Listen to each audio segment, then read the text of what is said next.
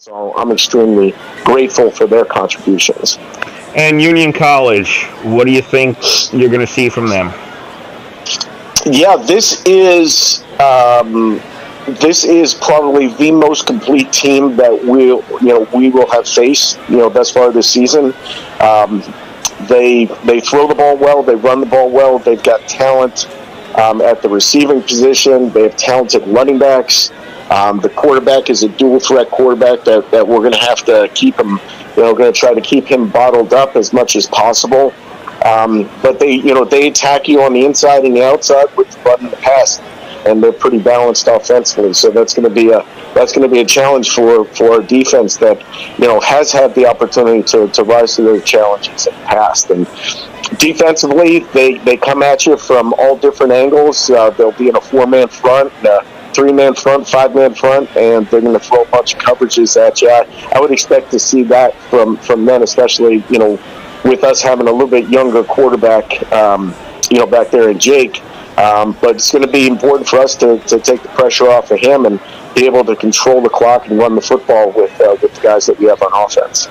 Okay, good luck against Union, Coach. All right, thanks, Kurt. Thanks for having me on.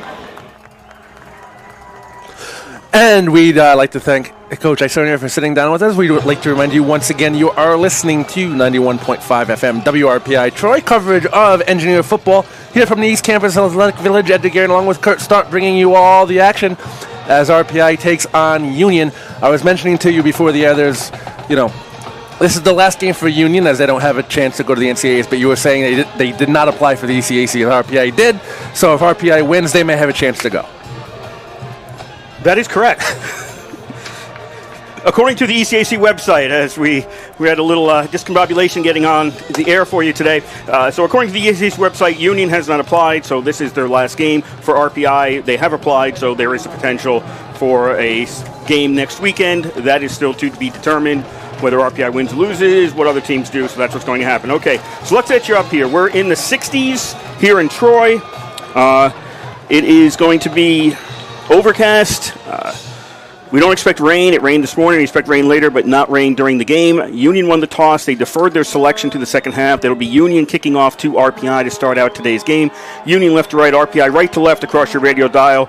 Lowe kicks the ball away, and it'll be taken by Walker Sutton at the 20-yard line. 25. Walker Sutton stopped at the 30, and he's going to get ahead about to the 33, and that's where RPI takes over. 1st and 10 to start out today's game. And again, this is WRPI Troy with Engineer Football. Yeah, that was a pretty shallow kick. Walker Sutton had a speeding start to catch the ball, and he went full speed ahead and just gained the max he can. Just went straight ahead and gained the most yardage, and RPI will start 1st and 10. Make that to 34, RPI, 1st and 10. Just underway here in Troy, no score. And it'll be Kazagnowski, the quarterback for RPI. He'll be out of the shotgun. 2 wide outs to the left, 1 to the right. 1 man in the backfield for the Engineers. Kazagnowski takes it on 1st down, throws. That's complete to Lombardi. Lombardi 35. Lombardi caught around the 39. Forward progress at the 39. It's pick up a 5 on the reception. Yeah, good job by RPI coming out, establishing the passing game early on. And right there, they were able to complete it for about a 5-yard gain. We will now have 2nd and 5 at the 39-yard line. A light crowd. This is certainly a smaller crowd than what we saw a year ago over at Frank Bailey Field. Significantly smaller crowd than a year ago at Frank Bailey Field. 3 wide out formation once again. Burnett's going to take the handoff. He's going to break 3. He goes to the line. He's on Union side of the field to the 40, to the 35. Gets away from 1 man to the 20, 15, and inside the 10. Burnett will be out. A big gain for RPI down to the 7. It'll be a 1st and goal, Engineers. Yeah, great job by Burnett. He just took the handoff, went right through the line. He found a hole, and he broke free. And, good job. There was a wide receiver blocking downfield, not to block the man in the back to get any penalty calls. So Engineers, 1st and goal at the 7. First big play of the game. 13:55 to go here in the first quarter. We have no score. Kazagnowski turns around, hands off to Burnett after the big run, but he's going to get stopped at the line of scrimmage. It'll be no gain for RPI. Yeah, they tried to follow up with almost the same play, and that time Union was all over it. They closed up the middle. So RPI has 2nd down and about the 8-yard line.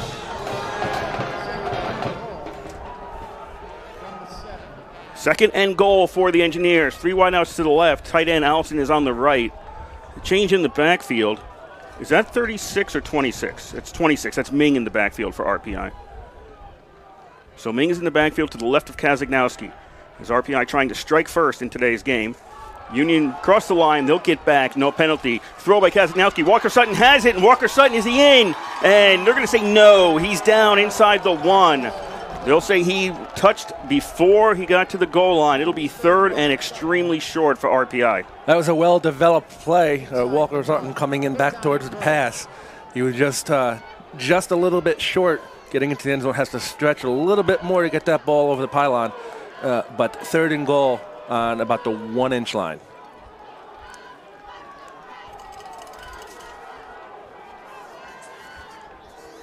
RPI looking over to the sidelines for the play. 10 seconds to go on the play clock. Now they'll finally get to the line. Burnett is in the backfield now. 5 seconds to go. Kazagnowski out of the shotgun. 2 seconds to go. They'll snap the ball. Give us to Burnett. Does Burnett make his way in? And I think he did. No signal yet. Yes, now it is. Touchdown. RPI takes an early 6-0 lead. I don't think he got in initially when he got hit. He got backed up a little bit on the hit. But a good second effort was able to get in the end zone to give RPI the 6-0 lead, going for the extra point. But a good drive by RPI. They came out with the pass and the big long run, and they followed up again. But right now we have, looks like we have an engineer down. So don't see what the number, looks like a lineman. Looks like 58 maybe? 58 or 68? Luke Kolschel is 68.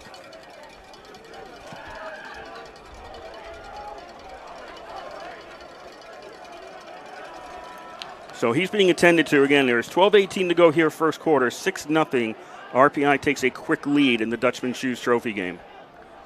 And they are looking at the injured player right now, so there is a timeout on the field. So while we take this opportunity, while there's an injured player on the field, we never did the thank yous. We'd like to thank the Rensselaer Union, which provides the funding for WRPI and all club-related activity of the Institute, including WRPI's coverage of RPI men's and women's ice hockey, football here today, and baseball later on in the season. I'd also like to thank you for listening on the World Wide Web. Point your browser to www.wrpi.org, and you can hear our broadcast 24 hours a day, 7 days a week. So long as we are broadcasting, we will provide the broadcast on the internet feed. That is www.wrpi.org. Also, WRPI is seeking current RPI students to make live calls, such as this one between RPI and Union. If you think you'd like to try your hand at it, shoot us an email at wrpi-sports@rpi.edu, and we would do our best to accommodate you. RPI out to try the extra point. Merrick is out to kick. Peter Kuski on the hold. Snap the spot. The kick is up, and the kick is good. So it's a 7-0 lead with 12:18 to go here in the first quarter. Well, good job by RPI on that drive. They really took it to Union and they're really establishing their momentum on the home field today. So RPI defense, one of the best in the country. See what they can do. They have to stuff Union here and try to get momentum again. But they do have the 7-0 lead. One long run that did it right through the line. I think that was, what, 60-yard run? I don't know. I don't remember. It was a long way. It was a long way. 60 yards approximately, that's right. Yeah. So that is actually 58 Sean Gibbons, who was injured for RPI.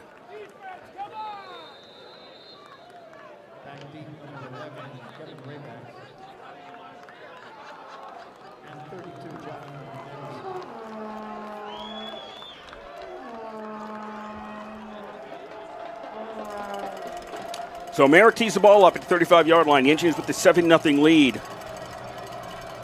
Early in the first quarter, scoring on the first drive. Dutchman will, on the return, Raybacks grabs it around the 20-yard line. Raybacks along the sideline, finds some room over there, and he'll be out past the 35. They'll mark him out at the 37-yard line. Union starts out in pretty good field position for their first drive. Yeah, a little squib kick.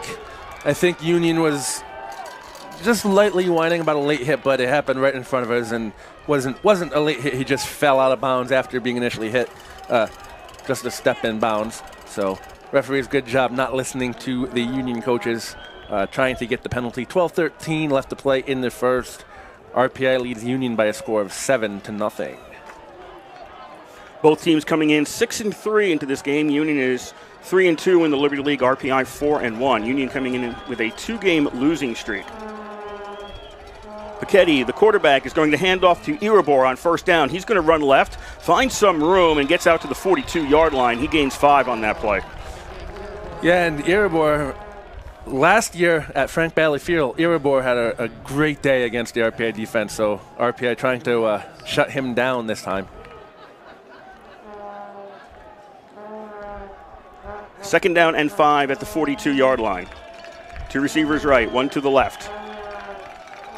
We're going to hand off to Iribor again. Iribor is going to cross the 45, and he'll get out to the 47-yard line. So it looks like it's going to be a first down. They're going to move the chains, so Union will start 1st and 10. 7-0 RPI leads. 11.5 to go here at the East Campus Stadium. First quarter, not whole game, just first quarter. Keddy out of the shotgun. He wants to throw. A ball is tipped, and it goes incomplete. Hung up there, but nobody can make a move towards it, and it hits the ground incomplete on first down. Yeah, the ball was tipped by the defensive line, and it just hung up there, and the closest person to it was actually an engineer, a linebacker. But couldn't make the play. That'll be 2nd down and 10 at the 47-yard line. Receivers, 3 receivers to the left. Iribor, is that Iribor? Yeah, Iribor in the backfield. And the give goes to Iribor. He's going to go right, then cuts left. He's going upfield, and he's going to cross. Nope, he didn't cross the 50. They'll say the knee hit down at the Union 49. And I'll make it 3rd and about 8 for the Dutchman. So the crowd getting into this one already early. That's what the RPI team needs to establish. So they have to hold Union here.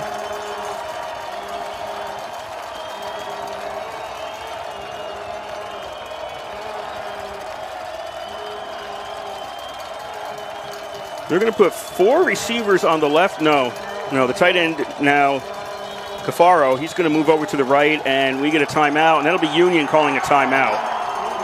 10:35 to go here, first quarter. RPI 7-0 over Union. Yeah, Union called a timeout. It was just 2 seconds left in the play clock, so Union had to take the timeout to avoid the penalty. A lot of confusion over there in Union, so something that was confusing them that the RPI defense was doing, but set the game clock to 10:38. Good job by RPI, in getting the crowd into it, and that really forced the Union players to be confused as well. But RPI right now talking about it, and they need, again, another stop.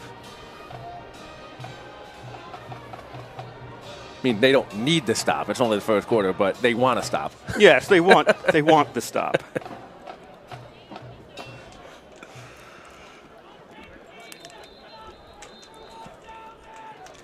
So Union discussing the play.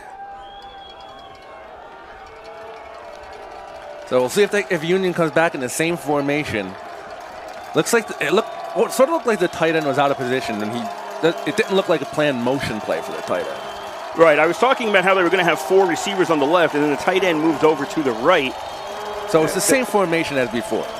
And there was nobody on the right to be on the line. It was going to be an illegal formation. 3rd down and 8, and the quarterback's going to have to run for this one, and he's going to run out of room. Pachetti went to his left, kept looking for somebody to throw to, crossed the line of scrimmage, and his forward progress has him at the 50, and he gets pushed back. So Union will be sending out the punt team as it's 4th and 7. Yeah, Pachetti needs better awareness on that. He was scrambled out. He could have actually run for the first down if he wanted to, but he crossed the line of scrimmage, and he didn't think he did. So he pulled it back, and then after he crossed the line of scrimmage, RPI just converged on him because he couldn't throw the ball. So 10:06 left to play in the first, 7-0 RPI. Andrew Lowe out to punt the ball. Walker Sutton is back at his own 10-yard line. Lowe, trouble with the snap, gets it blocked, partially blocked, hits one of the Union players, and this ball is going to get covered around the RPI 47. So Lowe had a problem with the snap, and then when he finally kicked it, it was partially blocked. And it ends up going just beyond the line of scrimmage, and RPI is going to take over in pretty good field position. Yeah, and Union had to cover that because it hit one of their players. Normally it's a dead ball if it goes in front of the line of scrimmage, but since it hit a Union player, it was live. So RPI, good awareness on that. I mean, RPI was going to get the ball anyway. They just had to be sure that a Union player didn't pick it up and run with it. So 9:43 left to play in the first. 7-0 RPI on top. They get the ball back for their second possession of the game on the 48 on their own 48-yard line.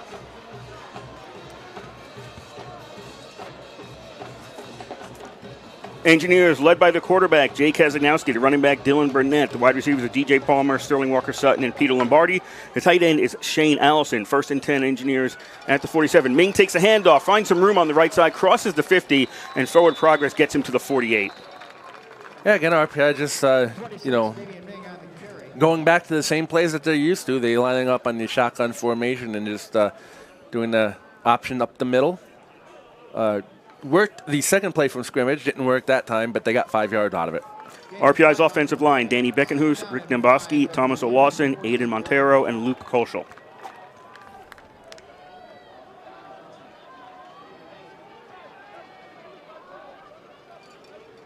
Second down and 6 for RPI, as the ball is now on the Union side of the field at the 48-yard line.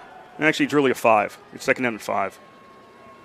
And Kazagnowski fakes the handoff to Burnett, looking for a whole chunk downfield. Walker-Sutton, and almost intercepted. It was good D back there by Lewis, as he got in front of Walker-Sutton, got his hands on it, knocked the ball down. Not an interception, though. RPI going for a lot, and that was a little underthrown. Yeah, I was going to say, Walker-Sutton had his step, and I think Kazagnowski just hung the ball up there a little bit longer than he wanted to, but he needed to lead him a little bit more, and I think Walker-Sutton would have walked into the end zone. 3rd down and 5.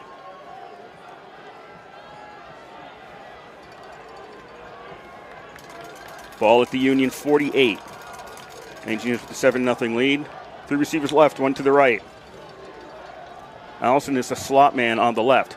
Kazagnowski wants to throw. Before he gets hit, throws, finds a wide open man. That is complete to Lombardi at the 35, and Lombardi lost the ball, picks it up. It's RPI's ball to 27. No rule that he was actually down at that point. So RPI has a first down at the Union 27-yard line. Yeah, good developed play by RPI. He caught Union on the blitz. Lombardi crosses the field, and he's wide open to get the first down. Nice vision by Kazagnowski, too.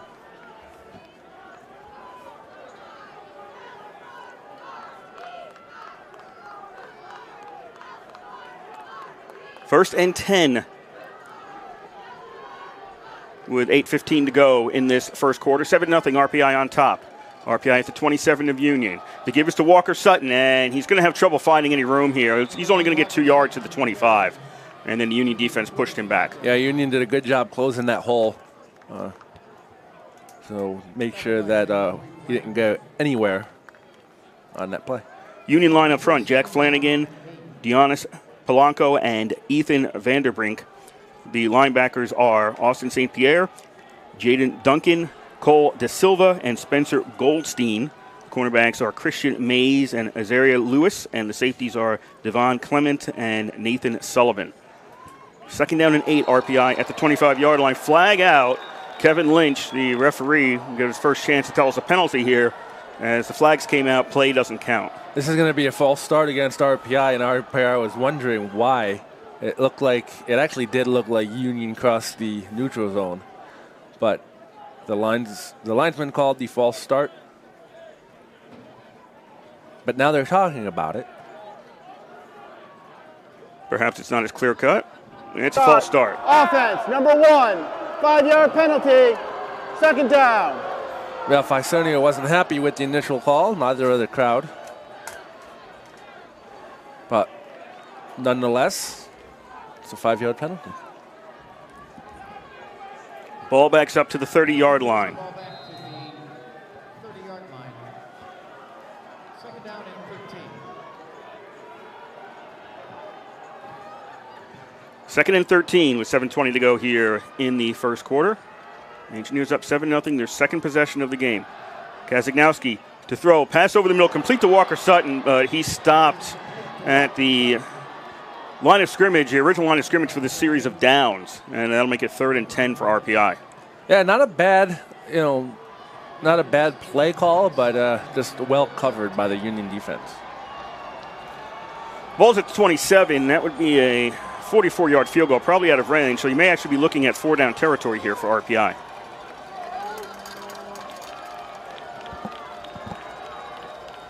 Two receivers stacked each side. Allison in the slot. Kazagnowski looks downfield. Now he's going to start to run with the ball. Kazagnowski makes it down to the 22. And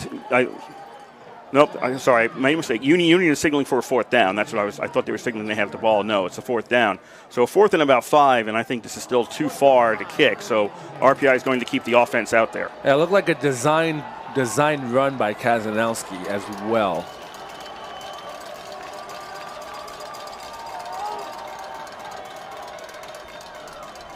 Fourth down, 3 receivers right, 1 left. Kazagnowski wants to throw. He's got time, finds man in the end zone, and that is complete touchdown to Ninchi. RPI takes a 13-0 lead. Yeah, good job. Very, very nice blocking by the offensive line for the Engineers. Gave Kazagnowski all the time in the world, and Ninchi just beat his man. He got open. He saw there was great line blocking, and he was able to get open for the touchdown. 6:03 left to play in the second. 13-0. RPI on top of Union. Merrick out to try the extra point.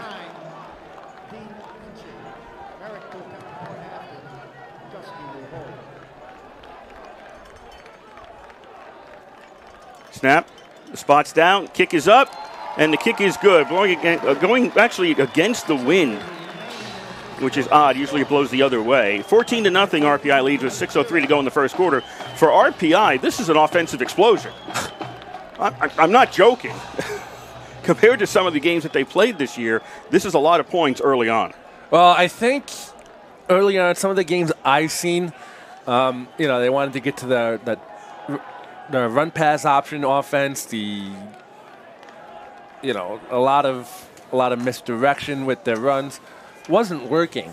I think what Kazagnowski does back there is he's very patient. He looks over the field, and he gives you an option that maybe Peter Kuski, who started earlier this year, doesn't necessarily give you, and that's a passing game. Not to say Peter Kuski can't pass, but a running game as well from the quarterback. So a whole different dimension of offense from RPI so far.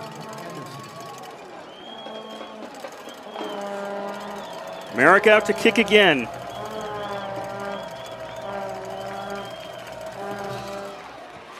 This will be a short one.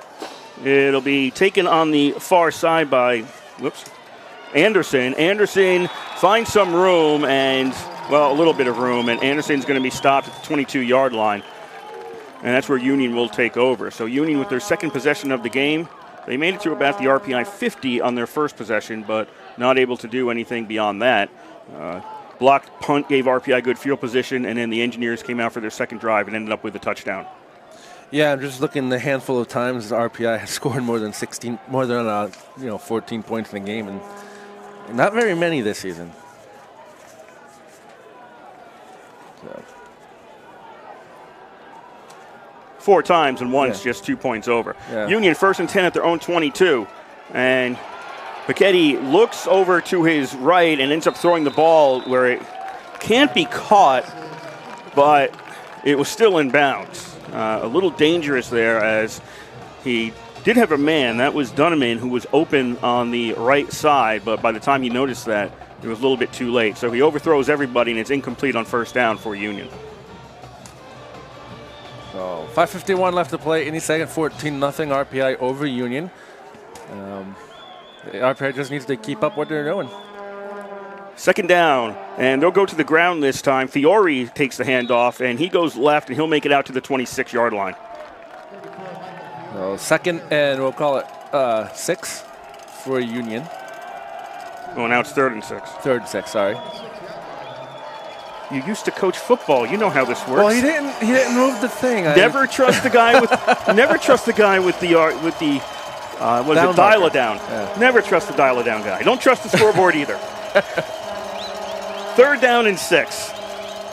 2 receivers left, one right. Pichetti drops back. He's going to throw, and that is complete. Yes, it is complete. And getting hit immediately while he was still in the air was Dutchman, but he comes down, holds on, and Union has it at the 35 for a first down. Yeah, that was really a good job by Dutchman to even hold on to that ball to get the first down.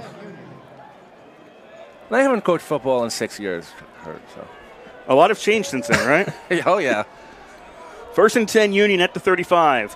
Under 5 to go here in the first quarter. 14-0. RPI has the lead. Piketty turns around, hands off. Fiore gets caught in the backfield, and that's a loss of yards. Shoemaker comes in to grab him on a solo tackle, and Union loses about 4. Yeah, I actually went back to one of the games of the league I used to coach for the kids. One big change is the three-point stance is banned. You can't go from the three-point stance anymore at the youth level, at least. I think it's that way at the high school level as well. And that's to try to take the head out of the game at that young age. Union with a 2nd and 14. They're back at their own 31-yard line for this snap. 3 receivers right, tight end on the left.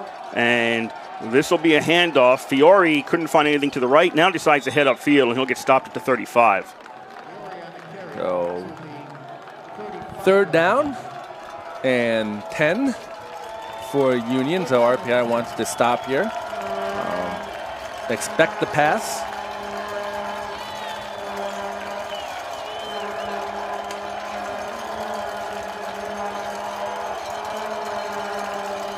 Third down and 10.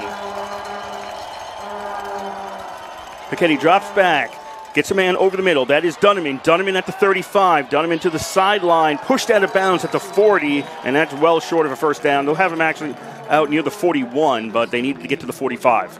Yeah, good screen designed by Union, and actually there was a blocker down in the field, but RPI defense doing a good job shedding their blocks and getting to the ball carrier.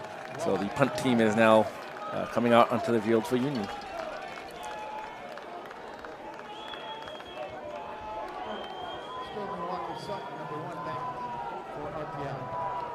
Lowe had his first punt blocked, partially blocked. It did make it beyond the line of scrimmage.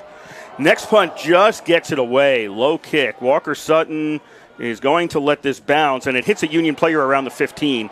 Yeah, wisely another teammate comes to cover that because RPI could have recovered. But the first touch is around the 15, and that's where RPI will take it at their own 15-yard line. 3:05 to go here. First quarter, RPI 14, Union nothing. Yeah, and RPI must have found something on the Union special teams. That's the 2nd time in a row they were able to get at least 3 men back there. That kick was almost blocked as well. But regardless, RPI will start on their own 15-yard line, 1st and 10.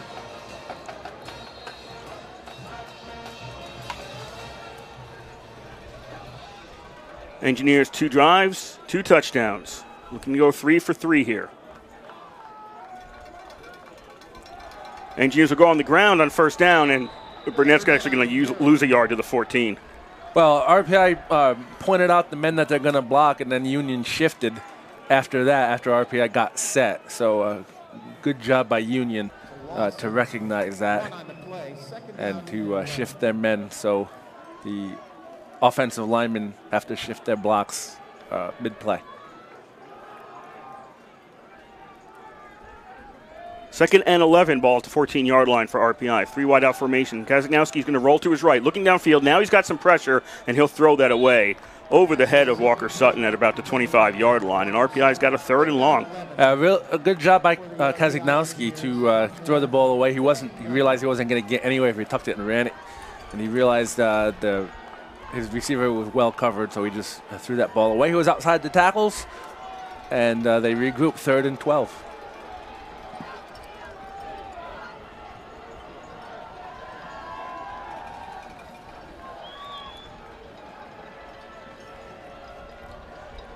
Third down and 12. 4 wide out formation. Burnett in the backfield. RPI deep in their own territory. Kazagnowski under pressure, gets away from it, rolls to his right, puts the ball up in the air, and he overthrows everybody out of bounds, and it'll be 4th down, and RPI will not be scoring on this drive. Yeah, much like the same play as last time, Kazagnowski realizing he wasn't going to get anywhere, and the punt team comes out, as that was a good job by the Union defense on that series of downs to hold RPI to a -1 yard on that drive.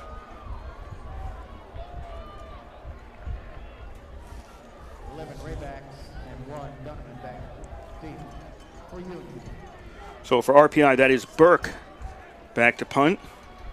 Raybacks is at his own 45. High kick against the wind. and they'll signal a fair catch. So it was Dunneman actually who got that. Raybacks was back there as well, but Dunneman actually catches the ball. And Union will have it at the RPI 47-yard line. 2:13 to go here, first quarter. RPI 14, Union nothing. Yeah, and Dunneman and Raybacks actually almost collided as Dunneman was calling for their fair catch. I don't think Raymance saw that for the fair catch, and he went to catch the ball too, and Dunneman said, "Get out of my way," and was able to catch the ball. So Union prevented disaster there as they get the best field position of the day for their offense. Donovan Piketty is the quarterback. Ike Irabor, the running back. Wide receivers are Nick Dunneman, Avery Turton, and Andre Ross Jr. Tight end is Garrett Cafaro for the Union offense. On first down, Piketty is looking to throw, gets away from a couple of players. He's going to get hit again, and this time he's getting brought down at the line. They'll give him forward progress 1 yard, so he'll be to the RPI 46, so a gain of 1 on first down. Yeah, and that was actually a coverage tackle. He had no place to throw the ball, so he just had to run with it, and the engineered defenders did a good job just tackling him when he came across the line of scrimmage. Tim Driscoll, Matt McCorkle, Nick Olivola, Kevin DeWing, and Stan Koss IV are the linemen for the Union Dutchman. 2nd and 9 for Union at the 46-yard line. Irabor takes the handoff, and somebody grabbed him by the ankle and prevented him from breaking through the line. He got 3 yards, but it looked like he was going to get a lot more. Yeah, that was number 52 for RPI, the linebacker, that had him by the shoestring and got him down.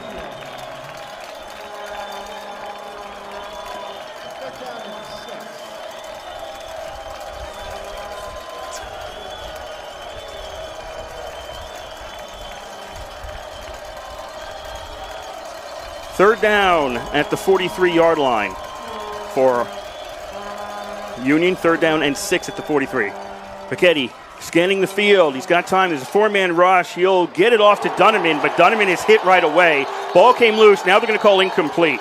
He had it at the 41. He got hit. He never came down with the ball. And they'll rule an incomplete pass, and it's 4th down for Union. Yeah, that was the correct call. As he caught the ball and he never really moved forward with it either. So the correct call for by the officials to prevent that. The last play that was Lou Vigent on the stop, the 3rd down play. So the Dutchmen are out to punt on 4th down at the RPI 43-yard line. From RPI, I'm keeping aware of a possible fake here.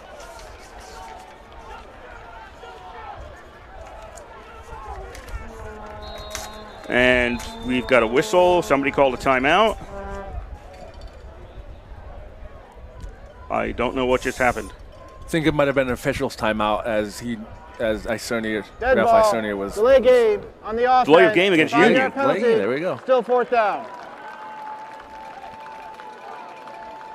That's what Ralph Isernia was talking to the lineman about. So. Delay of game penalty moves the ball back. That'll back Union up to the RPI 48 for now 4th and 11. And they are still out there looking to punt. I'm less inclined to think that this will be a fake. Lowe gets it and blocked again. And RPI is going to recover at the Union 47. Yeah, and 3 times in a row, the RPI special teams comes up big. That looked like it was Marco Oliveira with the block of the punt.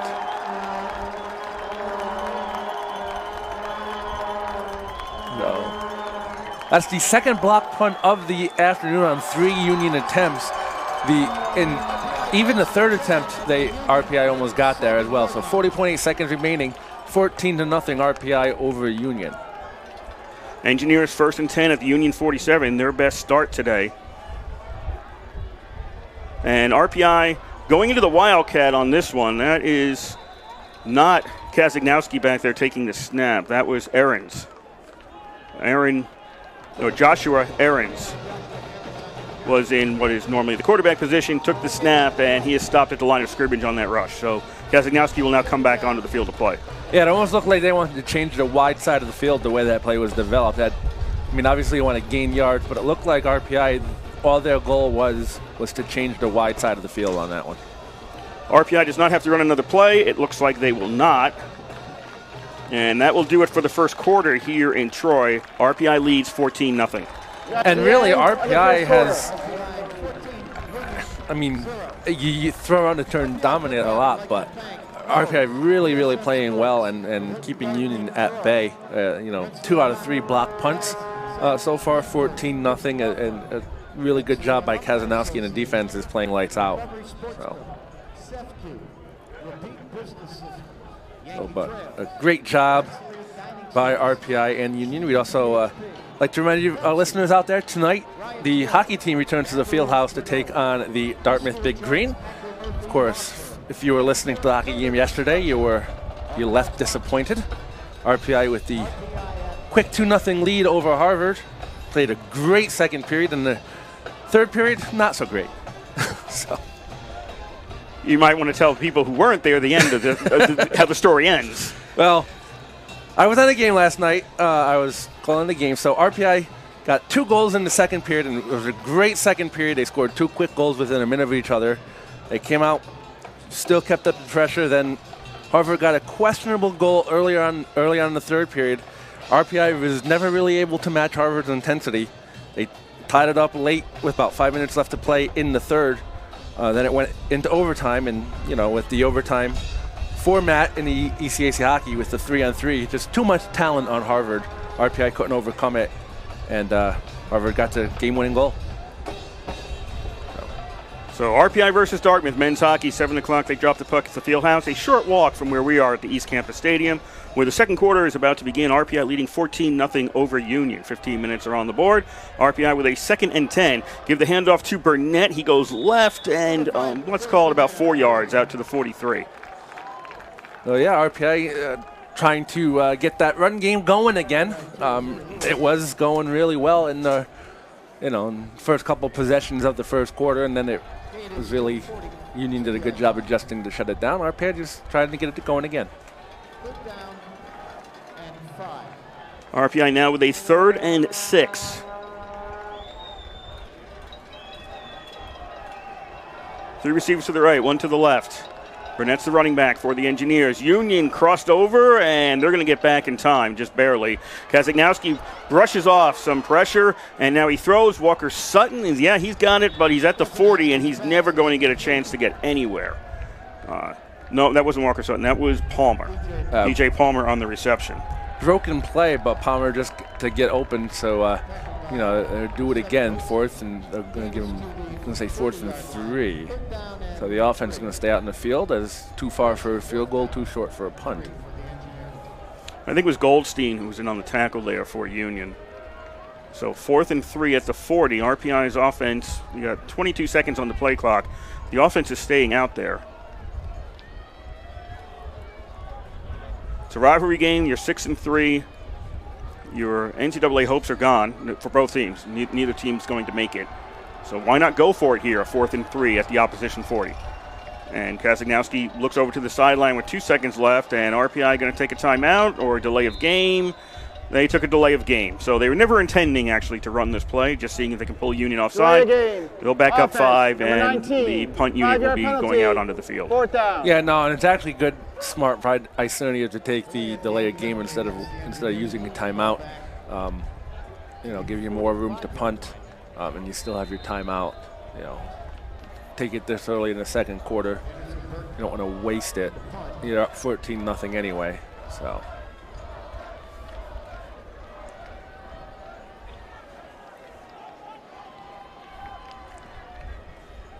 Burke out to punt on 4th down. 2 return men back for Union. He gets the snap. Boots it away. Fair catch signaled. That's going to go towards the end zone, and RPI can't keep it out of the end zone. Do they? No, maybe they do. Yes. Maybe they do, and they're going to say it was touched just inside the 1. No, now are they signaling a touchback? Well, the guy on the far side was signaling the touchback. The near side guy, they're going to call this a touchback. Yeah. So it was 2 different calls by the officials. Both linemen calling it 2 different calls. The guy in the white hat said it was a touchback. So RPI, there was a jump into the end zone to push it back, and then it was around the goal line, and I don't know. Unless you've got 15 high-definition cameras, I don't think we're going to get a real solid answer on that one. So put it at the 20. Yeah, if this was the NFL, we'd already have seen 20 replays of it. But it's Division III football, so it's 20-yard line. Union 1st and 10 at their own 20. 12:40 to go here. First half. Union trailing 14-0. Dutchman on first down. Irabor breaks a couple of tackles, gets to the 20-yard line, makes it out to the 22. That's a lot of hard running for 2 yards. Well, that was a bad snap too, as the quarterback sort of fumbled it and just sort of slapped it into Irabor's hands to get the 2 yards. So hard running, but 2 yards that maybe shouldn't have happened.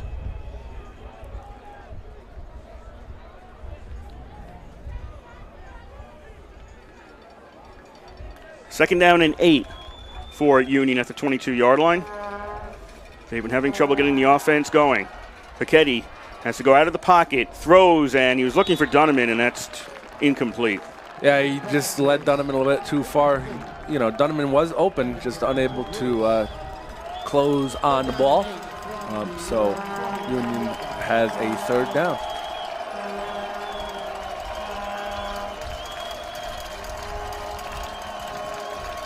Crowd getting behind the RPI defense. Defense has played exceptionally well this entire season. RPI with 3 losses, all winnable games, and the defense held the opposition to low scores. Third down and 8 at the 22. Pachetti doesn't see anything downfield, tries to run, and he's going to get hit, and he'll get stopped at the 22. And it'll be fourth down, and Union sends out the punt team again. Yeah, nice stop by the Engineer defense.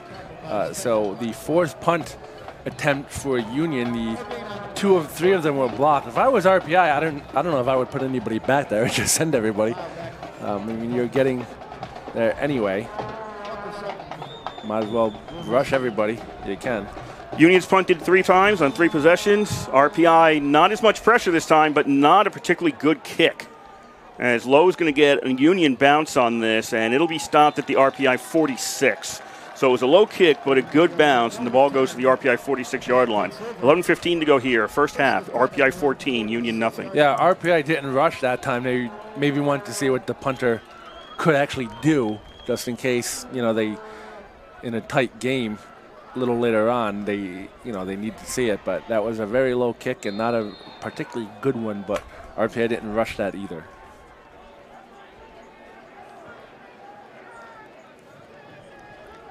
First and 10 at the 46-yard line for RPI.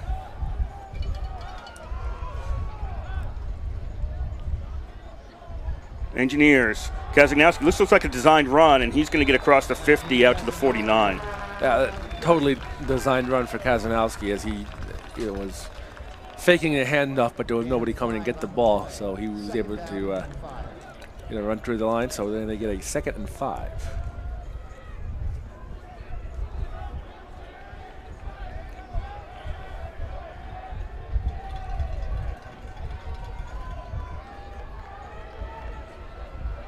Engineers with a 2nd and 5, single wideouts each side. You've got one tight end. Kazagnowski keeps it again, finds some room on the right side, and he holds the ball tightly and gets down to the 39 for a first down.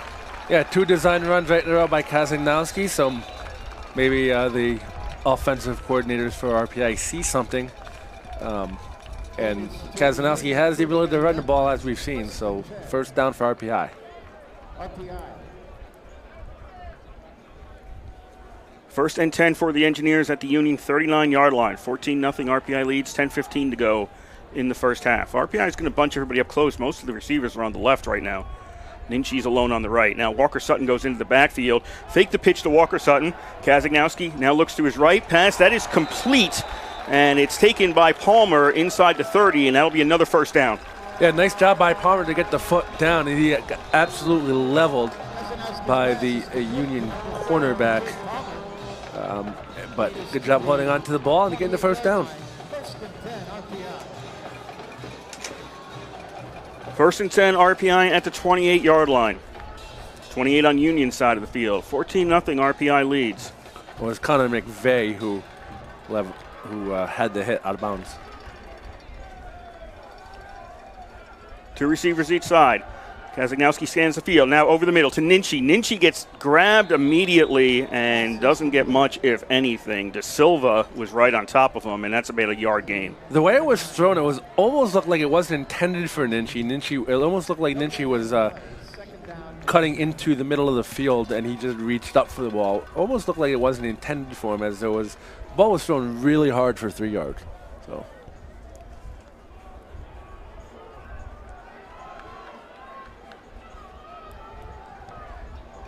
Gain of 1. 2nd and 9.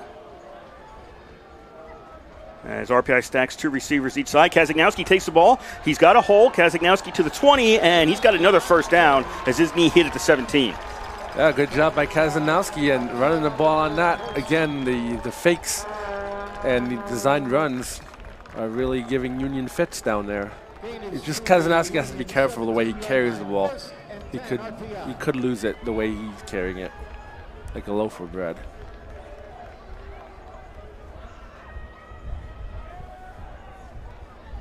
First and 10 Engineers at the Union 17. RPI leading 14-0 in the Dutchman Shoes Trophy game. RPI won last year on the last play of the game, kicking a field goal. Handoff to Walker Sutton on first down. Finds a hole up the middle, and he's to about the 11. Well, yeah, they go right back to the running back and telling Union, hey, we can run it from everybody on our offense. So we do have weapons, and they're showing it off this drive. Goldstein in on the tackle for Union. As RPI with their 5th possession today. With the wind is actually blowing north to south today. 4-receiver formation. Kazagnowski again takes the ball himself, but he's not going to be as fortunate this time. He picks up about a yard to the 10-yard line. Yeah, they went, shotgun, and Kazagnowski went up the middle.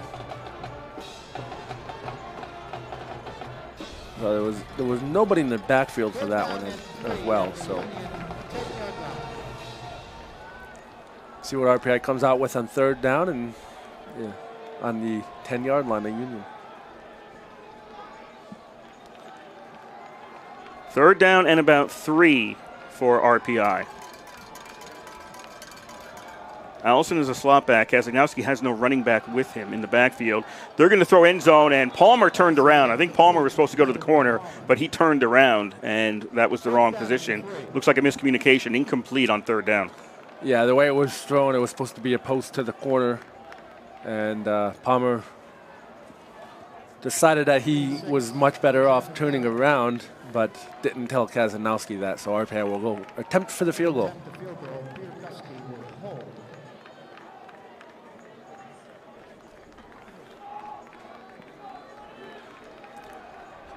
Merrick out to try the field goal. This will be a 27-yard attempt from the left hash. Peter Kuski on the hold. Snap. Spots down. The kick is up, and the kick is good. 6:54 to go here in the first half. RPI leads 17-0. Good drive by RPI. And, unfortunately for them, it didn't end with a touchdown. But it did end in 3 points. They established the ground game with Kazagnowski. And if anything, they let Union know that, hey, they quarterback as a weapon. So you have to watch out for his legs in the running game. So now it's 17-0 RPI with 6:54 left to play in the second. So a really good half of football so far for RPI. They just got to keep it up. Defensively, Union hasn't been able to solve RPI. Minimal first downs, and they haven't really driven the ball deep into Engineer territory at all this game. RPI coming into this game averaging 18.6 points per game. They're at 17 right now, so another score puts them over, unless they get that magical 1-point safety on the conversion. Yes, that's true. You can do that, but I doubt that will happen. Defense for RPI giving up 7.7 points per game.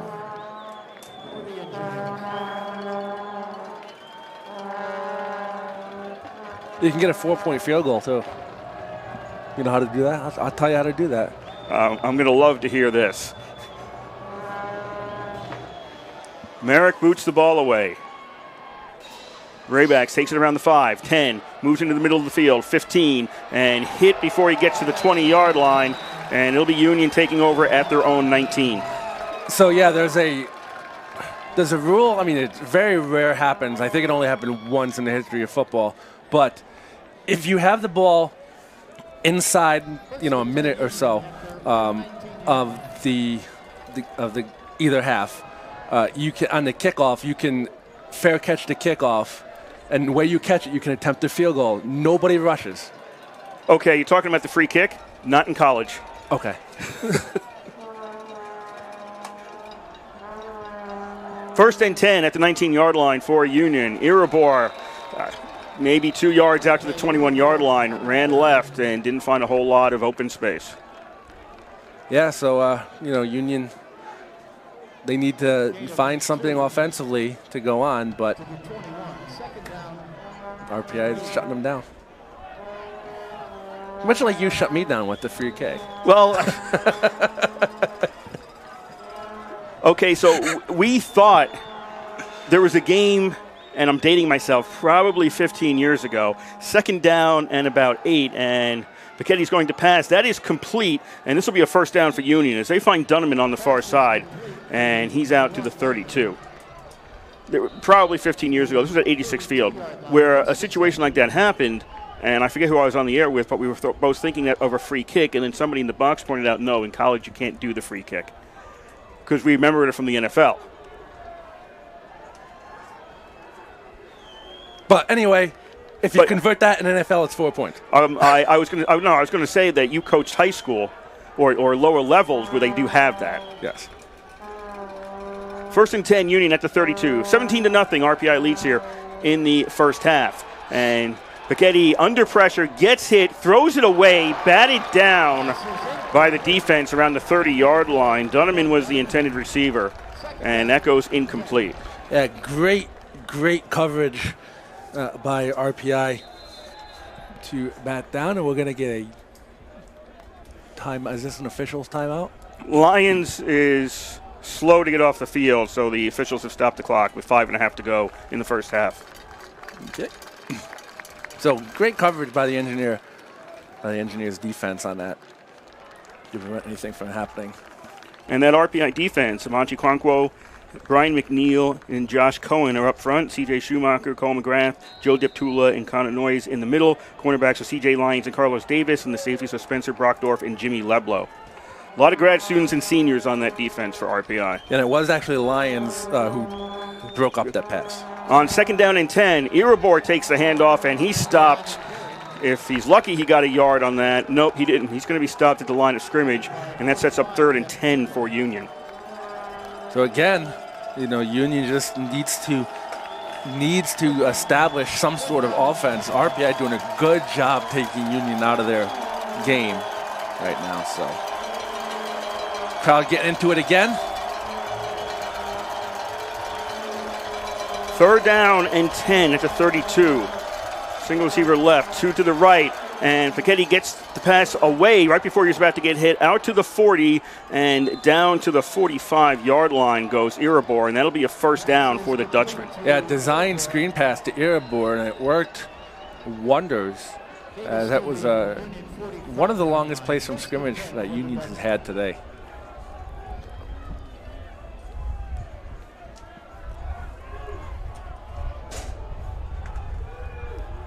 First and 10 at the 45.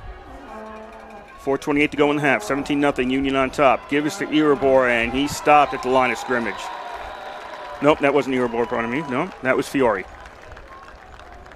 Nope, that was not Fiore. That was Anderson. Let's. Anyway, whoever it was stopped. It was Anderson. It was Anderson.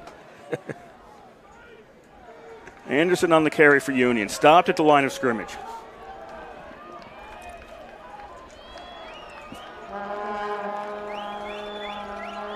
Second and 10, Union at the 45-yard line. Getting pass. That is complete out to Dutchman across the 50 to the 48. He gets swung down immediately by, I think that was Stanton. Yeah, good coverage out there. That was Terizzi or Stanton? It was a 51 or 61. I think it was Terizzi. Looked like Terizzi, 51. 3rd down and 2. Anderson stays in the backfield for Union College. 2 receivers left, 1 right. You got a man in the slot to the right as well. And they're going to give to Anderson, and Anderson's going to get the first down. He had a lot of room on that right side. He didn't hit an engineer until he got to the first down marker and gets a couple more yards after that, and the chains will move. 3:15 to go here, first half. 17-0, RPI leads. Well, Union, after that fourth down pickup by Irabo on the screen pass, really getting something going, and that's what they have to do against this RPI defense. 1st and 10 at the RPI 43 for the Dutchman. Now Ross Jr. is going to move a little bit towards the center. Handoff on first down is going to get Anderson down to about the 39-yard line. Call to 40. So, second down, or say 2nd and 7, as Anderson was able to just get through the line for a couple of yards. 2.5 to go in the half. So Union's at the RPI 40. They've got 2 timeouts left, trailing by 17.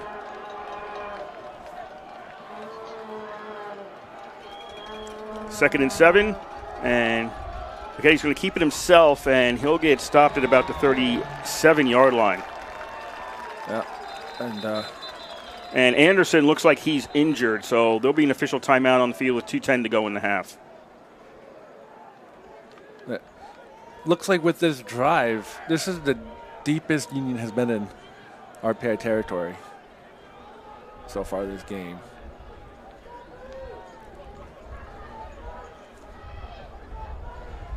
So the training staff is out to look at Anderson. Out of town, down at Yankee Stadium, Ithaca leads Cortland 17-7 in the second. I don't know how much Liberty League pride there is going on around there for that game. That's a battle of unbeatens. Both are 9-0, so it's really a seeding battle at this point. They're both going to the NCAA tournament, but who's getting seeded higher? Anderson gets up and walks off under his own power. It's good to see.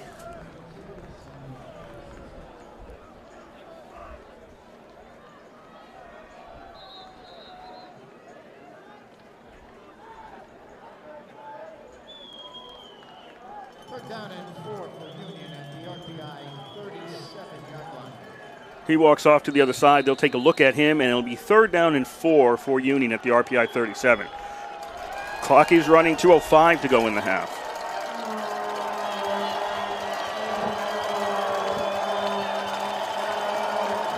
You can hear the crowd getting behind the engineered defense. 3 receivers left, 1 right. It's Dunneman alone on the right side. Naked backfield. Looking to throw. Can they find anybody? And yes, they can. They found Irabor inside the 15-yard line, and Union's in the red zone for the first time. A 1st and 10 at the RPI 14. Really good blocking by the Dutchman offensive line on that. So Irabor able to get open and make the catch along the sidelines and stop the clock. 1:43 left. Left in the half, rather. 1st and 10 Union. They're at the 14. 17-0, RPI leads. Union trying to score before halftime ends. Paquetti takes a high snap. He's going to run with it himself, stays on his feet, and some not good attempt at a tackle there by RPI. Finally, they'll stop the forward progress at the 6. No, but not going to attempt at a tackle, but a really good job by Paquetti to corral that ball. Sort of caught it one-handed as the snap sort of got away from the center. But Paquetti was able to corral it in and get some yardage. 2nd and 2 at the 6-yard line. Irabor's in the backfield. He takes a handoff, and he's tackled in the backfield. We also have a penalty coming out. Looks like McGrath got in and got Irabor. Another flag comes out.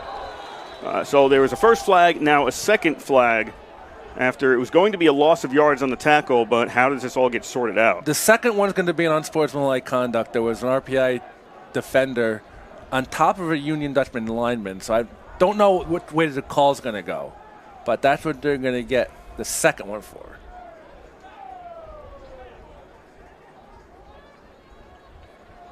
The officials are talking this over. 1:08 to go in the half. Union would be in a 3rd and maybe 4.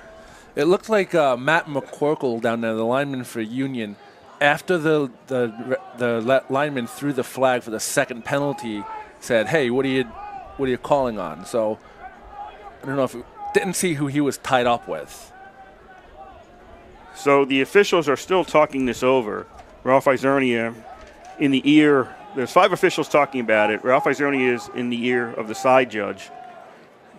Jeff Berman, the head coach for Union, right now talking to the official on the other side. Fouls on the play, both on the offense. Holding. So it's holding Offense against number Union. I heard him say 79, both on the offense. We 10-yard have to look up the penalty. hearing referee After here. the play was over, Holding against Union and unsportsmanlike conduct He's disqualified for the remainder against of the game. Union. Both fouls will be So, enforced. Mike, we can never hear the officials up here. So are they both getting marked off? Is one a live ball and one a dead ball? Well, the second one, the unsportsmanlike conduct, was definitely the dead ball because the play was done. I think that's going to go against McCorkle for Union. If they're both live ball, then you get one. It sounds like someone got thrown out too.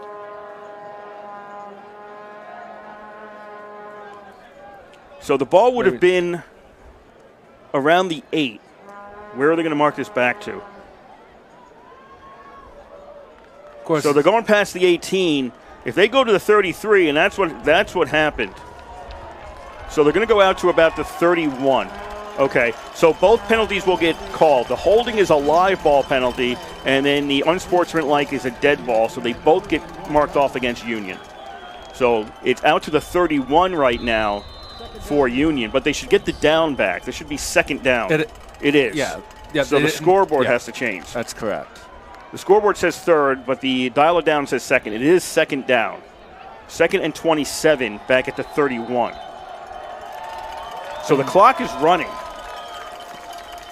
And now are they going to do something here? Because Union wasn't looking like they were going to do anything. They were acting like the clock wasn't running. But the clock was running. Of course, you said it's hard to hear the officials, but it's even harder when the windows are shut. Trust me, if they're open, we're not going to hear them either.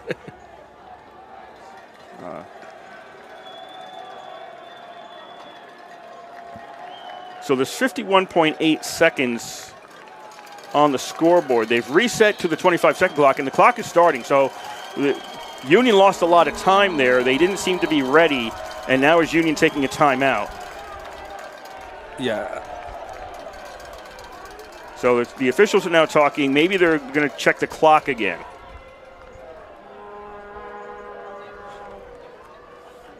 So there's a lot of confusion here.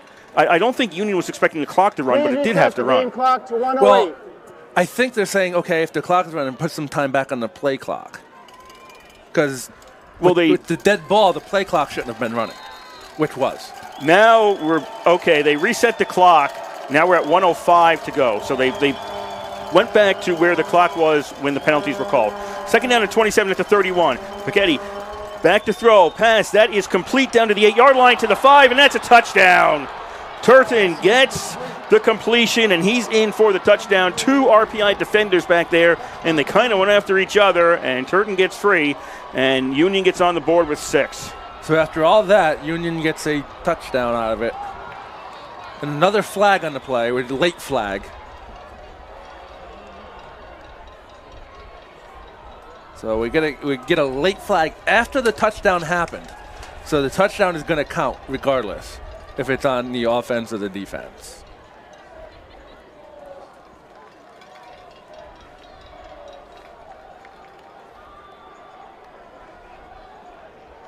So the officials are sorting this out again. Play is a touchdown. After the play was Touchdown over, is good. Unsportsmanlike conduct against Union. Colleague for taunting. That foul will be enforced on the kickoff. That's number 3, first unsportsmanlike Did you hear foul. that? No, I saw who the receiver who caught the pass went off and sort of flipped the ball in the face of an RPI defender. Okay, so they're going to assess that on the kickoff. Yes. That is Gluck, Max Gluck out there to try the extra point. Kick is up, and the kick is good. So 17-7 RPI leads with 53.2 seconds left in the first half. This is WRPI Troy with Engineer Football. Kurt Studd, Ed DeGarian on the call for you from the East Campus Stadium. So 53.2 seconds left in the second second quarter rather. RPI leads 17-7 after Union just got on the board. And a taunting penalty now gets assessed on the kickoff against Union. So RPI is going to get presumably good field position here.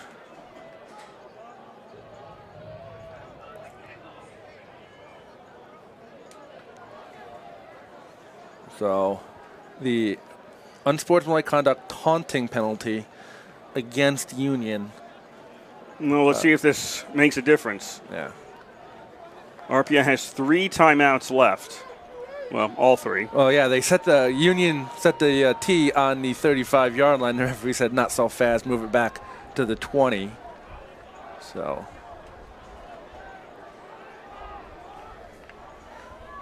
Lowe is out to kick this away. 5 loud, it kicked off for Union.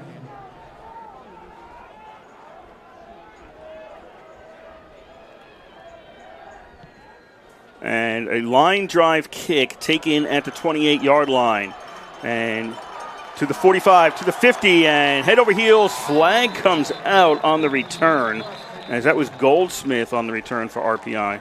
that looks like it's going to be a block in the back. Was it? Well, that.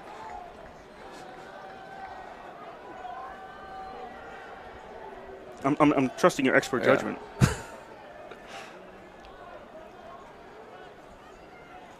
So the ball would have been at the 50, and it's going back the other way if you're an RPI fan. Illegal block in the back. Return team number 12.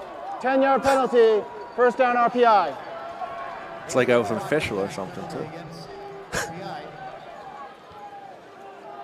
Moves the ball back to Ball goes back to the 33. 1st and 10.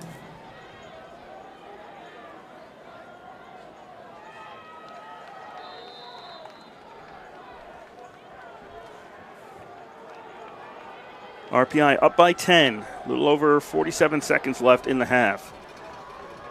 3 wide receivers. Allison in the slot left. Handoff goes to Burnett. Burnett caught from behind by Duncan, and he's down at the 39. Is RPI running back to the line to run plays? No. No, doesn't look like they're in any hurry. And Number they 6. just stopped the clock. Gain of 6. Did they? The clock stopped. I'm wondering if Union took a timeout. Well, why are you stopping the clock at this point? I don't understand yeah, why I the know. clock is stopped. The officials can stop the clock whenever they want to and talk about something, but this seems odd because you're allowing RPI to get to the line now when the clock should have been running. Yeah, like I don't know why Union would have taken a timeout. RPI certainly didn't take the timeout.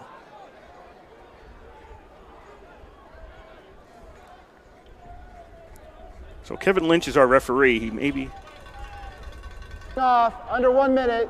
We have a 10-second runoff. Please set the game clock to 28 seconds. The clock will okay. start on my So there's an signal. ineligible receiver downfield, and if RPI doesn't take a timeout, that's supposed to be a 10-second runoff, which it is. Now we're down to 28 seconds. Yeah, smart play by RPI. They're just taking the time off. They don't care if the 10-second runs off. Give to Burnett on second down. Goes left. Starts to cut it upfield to the 45. He'll get a first down with a little over 15 seconds left in the half. Yeah, RPI's up by 10. Take a timeout, run 10 seconds off the clock. You're like, all right, I run 10 seconds off the clock, but they just took a timeout here. RPI, their first of the half. So, Kentucky takes on Dartmouth College tonight at 7 o'clock. So RPI uses its first timeout of the second half. As it'll be first down for RPI at their own 47. RPI leading by 10. 14th birthday. Happy birthday. Thank you for spending your day with us. In what has been an offensive frenzy for RPI. Their previous games, they scored 10, 10, and 16. You have to go back to the Buffalo State game over a month ago if they scored 17 or more, and that's when they scored 42 against Buffalo State, 31 against Rochester, and then nothing before that against St. John Fisher. Only 3 times have they scored more than 17 in the game this year.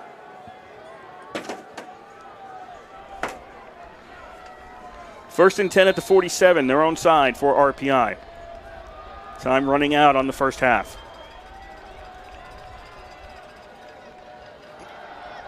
RPI throws. That is complete to Burnett on the far side. He's out of bounds. Nope, he's not out of bounds.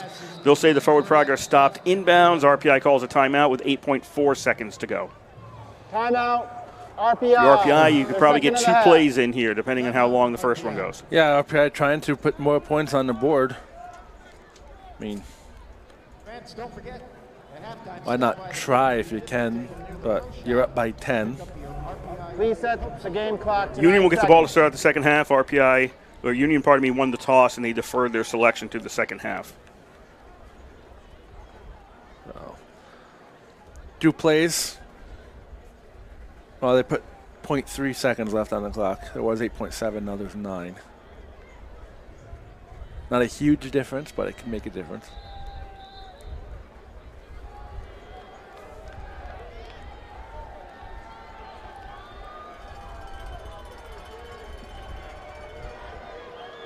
So time winding down, first half. 9 seconds to go. RPI with maybe 2 plays, barring a defensive penalty on the last play.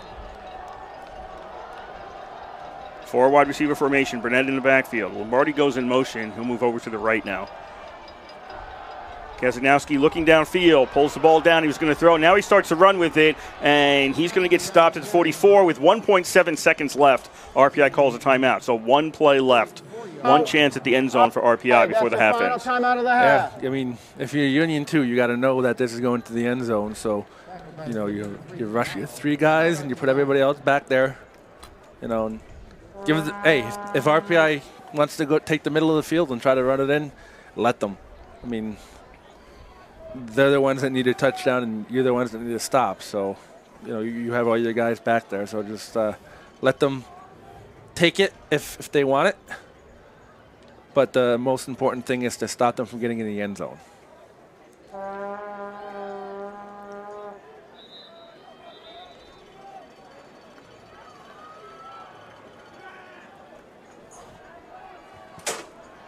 Third and 1, although the down and distance, it does not matter much with 1.7 seconds left. RPI. Burnett will be in the backfield. 2 receivers each side. Not sending 5 out at the moment. Burnett is staying in to block. And Kazagnowski gets grabbed, gets loose from that, throws towards the end zone, jump ball, and it's incomplete. And the half ends with RPI leading 17-7. Yeah, I mean, the right thing to do is just knock the ball down. Don't go for any interceptions or anything like that, because something funny can happen. But really good half by RPI. You know, they had the one hiccup. They let up the touchdown after a flurry of penalties and confusion on the field. But overall, really good half for RPI. They came out, they blocked 2 or 4 punts. So everything is working right now for the Engineers. And they've got the 17-7 lead on this final game of the regular season rivalry weekend. A lot of teams playing their arch rivals this weekend, of course, down in Yankee Stadium, Cortland and Ithaca, and right here, RPI versus Union. So we'll take a break, running down what's going on in Liberty League football, and then we'll be back with the second half of play. The score here in Troy after one half, it is RPI 17 and Union 7, and you're listening to live coverage of Engineer football on 91.5 FM, WRPI Troy.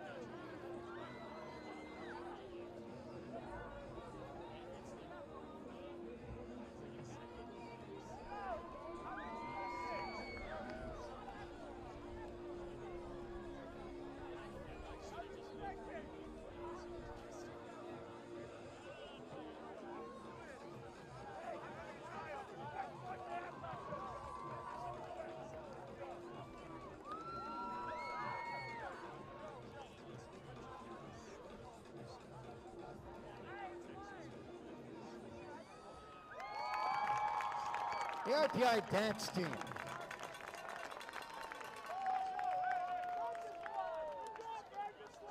Now direct your attention to the field. Please welcome Andrew Fromm from the RPI Pep Band. He'll attempt the field goal, and if he can make it, he'll win a 2022 Honda for an entire year. That beautiful red Honda you see from Rensselaer Honda near the scoreboard. Let's give him some encouragement. Come on, Andrew, let's see you put it through the uprights.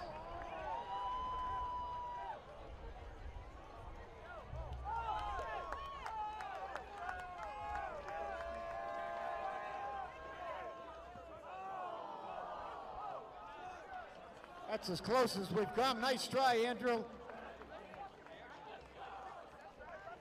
Remember, you could drive one away today or come and see any of Honda's amazing automobiles just a mile east of ECAV Stadium at Rensselaer Honda, 770 Hoosick Road in Troy, or visit online at getahonda.net.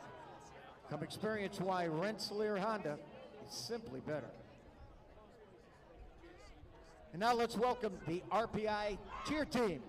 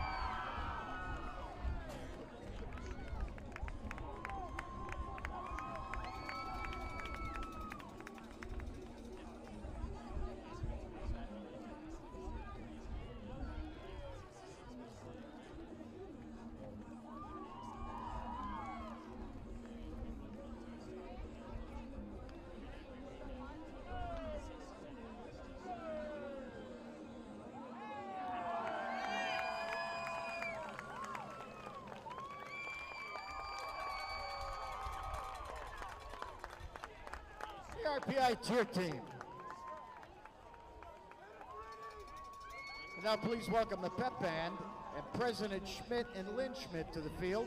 They'll join the RPI pep band, RPI dance team, and the cheer team in singing the alma mater.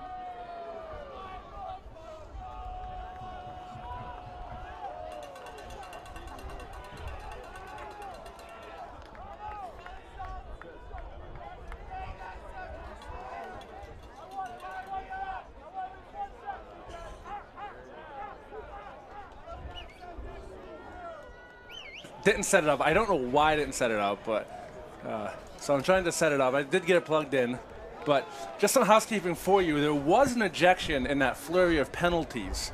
It was number 73 for Union who got ejected. He actually threw a punch. I'll get you his name in a second. It is Kevin DeWing, the senior offensive lineman from Reading, Massachusetts. He got thrown out for throwing a punch. So that was on the Union drive that resulted in a touchdown for the Dutchmen. They got backed up to their own 31, and then on the next play, in the end zone. So the penalties, from a game perspective, did not matter. However, he is out of the game, so that does matter. RPI will be going right to left, Union left to right across your radio dial in this third quarter. As Merrick tees the ball up at the 35-yard line, as RPI is about to kick the ball away to the Dutchman. And we are underway. Raybacks will take it at the 11-yard line, out to the 15, to the 20, along the near sideline. Raybacks is down at the 25, and that's where Union will start out. Call it the 26, that's where Union will start out their first possession of this second half. Again, RPI leading 17-7 over the Dutchman. Again, yep, Union will just try to get the momentum that they captured going into the first half, and try to get their offensive game going again, and try to dig out of the hole they're in.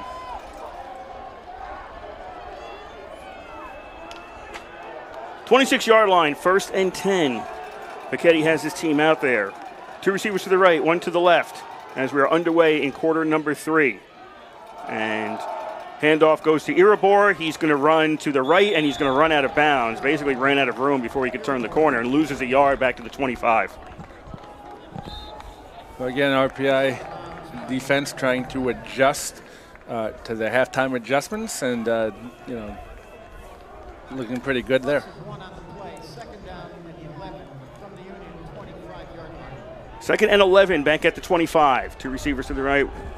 No, 2 receivers to the left, 1 to the right. Getting my left and right confused. Irabor in the backfield. He's going to leave there. That's going to leave Pichetti back alone by himself. And a pass that is complete to Ross Jr. He had it at the first down marker, but then he retreated on his own. And I think they're going to mark him at the 35. Nope, now they're going to give him the forward progress out to the 37, so it's a first down for Union. So 14-14 to go here. Quarter number 3, RPI leading 17-7 over the Dutchman. Irabor goes into the backfield directly behind Pichetti. 2 receivers right, 1 left. Pichetti turns around, hands off to Irabor. Irabor doesn't see anything to the far left, moves into the middle. He breaks free to the 50, to the 40. He's got 1 man to beat along the sidelines to the 20, 10, 5. Touchdown for Irabor. That's 65 yards, and Union pulls it to within 1 score. Yep, and like we mentioned, Union was trying to get the run game established, and right there they finally did with Irabor, and he goes all the way to pay dirt to get the touchdown. So a good start for Union coming out of the halftime break.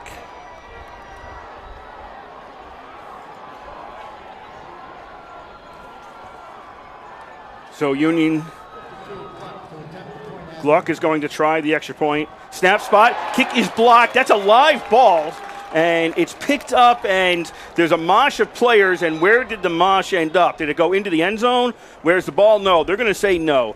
The player got stopped short of the end zone, so the kick is blocked. The run is no good, and it stays RPI 17, Union 13. Yeah, so RPI really, really lucky that didn't result in a 2-point conversion for Union. It was a live ball because it fell forward of the line of scrimmage. If it fell backward, it would be a dead ball. But so a live ball, RPI, good awareness, and this one stays 17-13. So Union on the board quickly as the second half has started.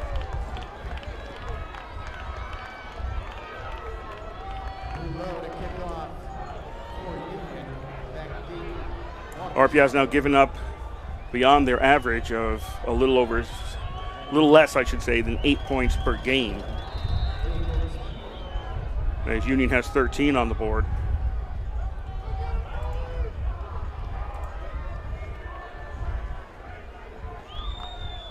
Low to kick it. Kicks it away. Taken, and Walker Sutton, I think he was a little He's out of bounds at the 12. Flag comes out afterwards. I'm not sure what that's about. To me, Walker Sutton was confused whether he should see if the ball goes out of bounds or catch it. Or should he catch it? He ended up catching it, but then he ended up running right out of bounds. So he's out of bounds at the 12. But there's a flag. Play was over. Dead ball on sportsmanlike conduct. Union, number 38. 15-yard penalty. First down. So RPI. Union is getting called for That's number unsportsmanlike 38, conduct on the kickoff. So the foul. return to the 12 is now out to the 27. Well, that helps a little bit for RPI to establish their offense again.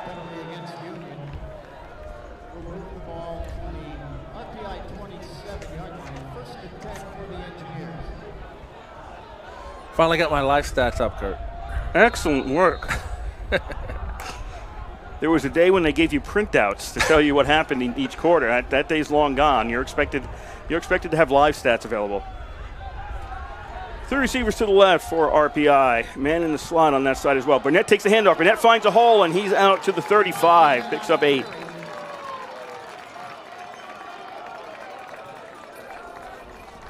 Picks up about 8 yards, and RPI will start again. Second down and 2, they're going to call it. Long 2. Yeah, long enough. We're going to call 3. I misled you. I thought he had an extra yard on the carry, so my bad. It's my fault. Second down and 3, RPI at their own 34. Up by 4, and a flag comes out. It's probably going to be offsides against Union, as there was a defensive tackle jumped Offside. into the neutral zone. Defense, number 82. 5-yard penalty. And that will give Result to the RPI first down. Not an automatic first down, but first down on the yards.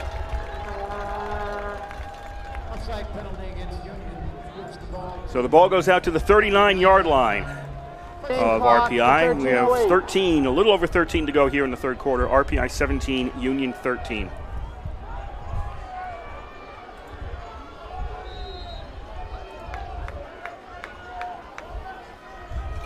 Engineers first and 10 at their own 39. Burnett, doesn't see anything straight ahead, tries to bounce out to the right, and now he's going to fall forward for 2 to the 41. Yeah, he tried to bounce it back out, and then he bounced it back inside when there was nothing outside. So broken play, but gain of 1 yard, which could have been a gain of no yards. So good job getting at least something, turning a gain into a loss, or a loss into a gain. Second down and 8 at the 41-yard line. RPI is going to look over to the sidelines. They've got plenty of time on the play clock here.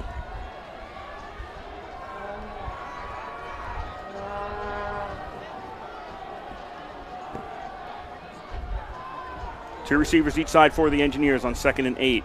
And Kazagnowski's going to keep it himself, but he's not going to get away from the pursuit. And Flanagan basically just ran right behind him and grabbed him, and that's going to be a loss of 2. That's one of the adjustments Union made. They said be on the lookout for the designed runs from Kazagnowski, and that was one of them right there, but that one just got stuffed. So the Union fans getting into it now. Third down and 10 for RPI, back at their own 39. Loss of 2 on the previous play. 2 receivers left, 1 right. Kazagnowski wants to throw. Doesn't see anything downfield. Has plenty of time. Now he's going to throw it looking for Palmer. And Palmer, he cut inside and then realized the ball was going long. Tried to get to it and couldn't. And it's incomplete. Sullivan, his opposite number 4, was on the coverage there for him. Palmer actually did have a step. He, like you mentioned, he turned the wrong way as soon as he realized the ball was going to be long. And he tried to get back there, but he couldn't do it. The adjustment was already made, and it's hard to make an adjustment after an adjustment, so RPI is punting, 4th and 10. Burke out to punt for RPI. Dunneman and Raybacks are back for Union. Kick is away. Dunneman lets it bounce, and it takes a Union bounce. RPI should cover this. They've got to cover. They finally get to it at the 39. And so that statistically looks worse than the kick actually was. Union has it at their own 39. 11:20 to go here, third quarter. RPI 17, Union 13. Yeah, there was just backspin on the ball. And took a Union bounce, and RPI just had a scramble to cover it. But so far, Kazanowski 9 of 15 on the passing game. Lombardi 26 yards on 2 carries, or 2 receiving rather. And then Ninchi 23 yards on 2 carries, and then rushing Burnett 82 yards on 9 attempts. 1st and 10. Paquetti under pressure, throws it away before he got hit, and that's out of bounds. RPI is looking for a flag for intentional grounding, but that went beyond the line of scrimmage. And it looked to me that Fiore was close enough to the area to be a receiver. Yeah, well, they are discussing it. Well, he wasn't out of the pocket. So that's the first thing. For intentional grounding, he got to the line of So scrimmage. I'm pretty sure the referee just said there's no intentional grounding. I thought Fiore was close enough.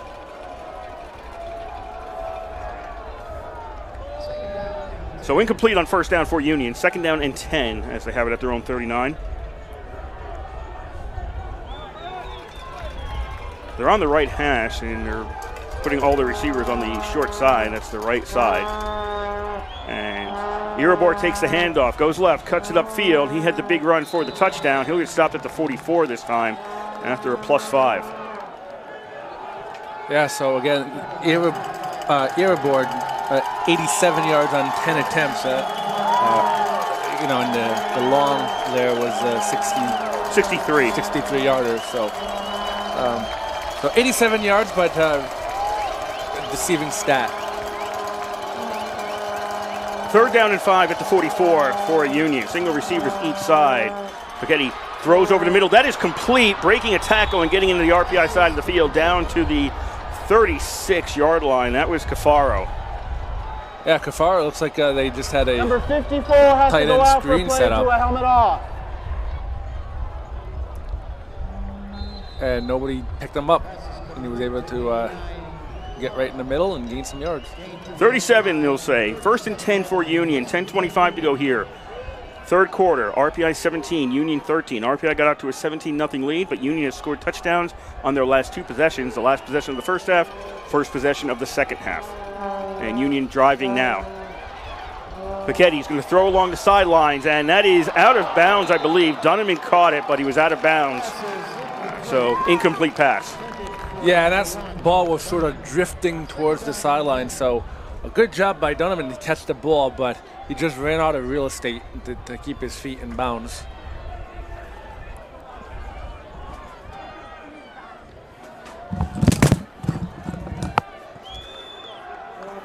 Second down and 10 for Union at the 37-yard line. And they'll again go with single receivers each side. And the handoff goes to Irabor, going right, trying to find a lane, and he has nothing. He was just smothered down there. Cohen led the tackle for RPI, and no gain. Irabor, it looked like he was trying to follow his blockers, but the problem is he only had 1 blocker to 3 RPI defenders, so he had no one to follow there, and he just got stopped in the backfield. So 3rd and 10.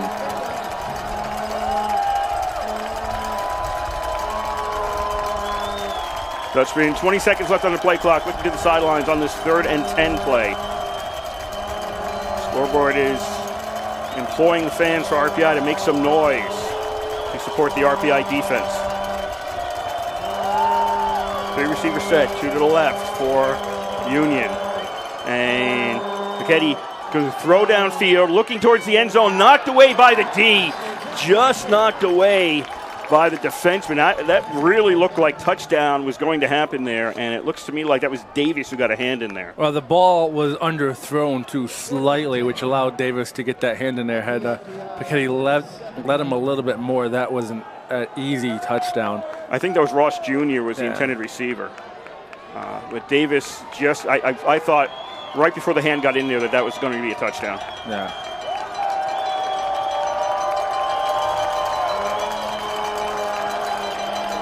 Fourth and 10. Union's got the offense out there. Ball's at the 37 of RPI. And Union's going to call a timeout. Timeout, Union. Their first 9:13 to go here, 3rd quarter. RPI 17, Union 13. Union calling their first timeout of the second half. Yeah, so it looked like Union was, again, trying to get a play set up and, see if they can draw them out off sides, but nothing was doing, so Union had to take a timeout to prevent anything from happening. So we have 4th and 10. This is a key stop for RPI as Union has sort of stolen the momentum, scoring in their last drive of the first half and the first drive of the second half. So RPI needs to sort of stop the bleeding here on 4th down and 10.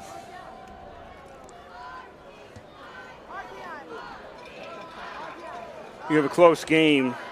If I was a coach, I'd hate to take a timeout in this circumstance. Those things are worth gold at the end of the game. Yeah, I mean, we saw Ralph Isernia earlier opting to take a 5-yard penalty instead of taking a timeout. That was in the first half, though. But to take a timeout this early in the third quarter. 4th and 10 at the 37 of RPI. Union. Earborg goes out to the left into the flat. Pichetti looking downfield. Now he's going to go looking at the end zone high and intercepted in the end zone. RPI will get this at the 20 on the interception. That looks good for the stat sheet, but knocking it down would have gotten you at the 37. Yeah. Knocking it out of the end zone would have been turnover on downs to the 37. Nonetheless, Union does not convert on 4th down. RPI has it 1st and 10 at their own 20 with 9:05 to go third quarter, and RPI leading 17-13. Yeah, I mean, it almost looked like the defender wanted to knock it down, but he just said, I'll take the interception. Forgot where he was in the end zone, and I think everybody was screaming for him to knock it down, but he was already down before he was able to throw the ball down. And he also didn't want it to be called a fumble either. Well, knock it out. You're at the back of the end zone. Just knock it more that way. Right. And nobody's coming down with it. And it's a difference of 18 yards. We'll see if it matters. RPI 1st and 10 at their own 20. Offense needs to get something going. Burnett goes straight ahead, and he gets out to the 21-yard line. So that was not a good start. No, not a good start at all. But again, Union seemed to make the adjustments they needed to make. And RPI has to get reestablished in this half. No gain, so they're going to call it 1 actually. Okay.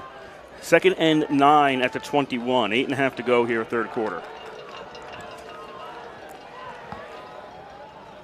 And Burnett, they fake the handoff to Burnett. Kazagnowski holds the ball, and then he's going to get sacked.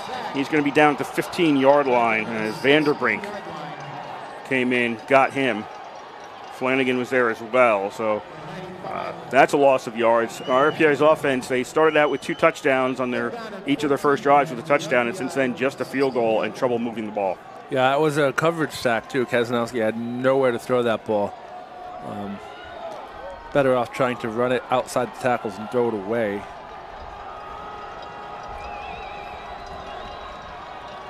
Third and 14 at the 16-yard line for the Engineers. 4 wide receiver formation. Burnett released from the backfield. Throw over the middle, and it goes incomplete. Sullivan had his hands on it for an interception, but it bounced off him, and then it falls incomplete. So nothing for RPI on 3rd down. 4th and long sees the punt unit come out. Yeah, Sullivan saw the green space he had in front of him and tried to run it into the end zone before he had the ball. So if he had made the catch before he started running with it, that was a sure interception. But he got a little bit too excited, and the ball bounced off his chest. Burke out to punt. This is into the wind. RPI is going against the wind, which is blowing north to south. Union, I thought they crossed the line. There's no flags. The kick is away, and it's going to hit out of bounds. This will not make the 50-yard line. It's out of bounds right on the 47 on RPI side of the field. 7:35 to go here, third quarter. 17-13, RPI leads. Yeah, not a really good kick either, but that kick was also going into the wind as the wind blowing north to south. So that's, if you're not familiar with the RPI East Campus Athletic Village, that is towards the Houston Fieldhouse if you're coming down Burdett Avenue. And RPI punting in the opposite direction, so the wind holding that punt up a little bit. 1st and 10 Union at RPI's 47. Dutchman send a man in motion to the right, and the pass is incomplete. Pichetti was He had Iribor at the 50 and some space to run, but he couldn't handle the pass. Yeah, and, Union, their receivers are looking quite open in the second half thus far.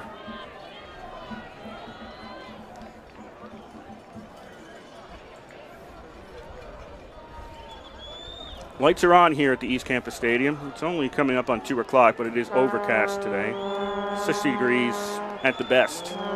Temperature's going to drop after today, and it'll be in the 40s after this, but we're here for a game, not the weather. And Pregame pass that is complete to Dunneman along the right side. Dunneman along the sideline. He's going to get pushed out at the 34, and that'll be a first down for Union. Yeah, Dunneman again was able to run open. He had a few blockers downfield, and he was able to make the most of it. So, and the chains move again for Union. 1st and 10 for the Dutchman at the RPI 34. About 7:10 to go here, third quarter. RPI leading by 4. But Union's had the better of the game since the end of the first half here into the second half. Union with the only score in the second half. Pregame pass to Dunneman. That's complete along the sideline. Forward progress is going to get him at the 33. So only a gain of 1. Yeah, Pregame now dropping back, doing the quick passes, which seem to be working. The quick screens and the quick outs. But the RPI are already all over that one right now. It'll be a 2nd and 9. Ross is the receiver on the left. Dunneman's on the right. And Iribor gets the handoff. Iribor flag comes out right as Iribor gets to the line of scrimmage. He gets a yard to the 32. But that was thrown by the referee, and it's a good bet this is holding. Yeah. Right behind the line of scrimmage. He threw it right at an offensive lineman. No, it's not holding. Hands to the face. Offense. Hands to the face. It's a personal foul, hands to the face. So it's not 10, it's 15 yards against Union. So the Dutchman will go back from the 33 was the line of scrimmage. They'll go back to the 48 of RPI for this snap. So, penalties help to kill momentum, and that one did.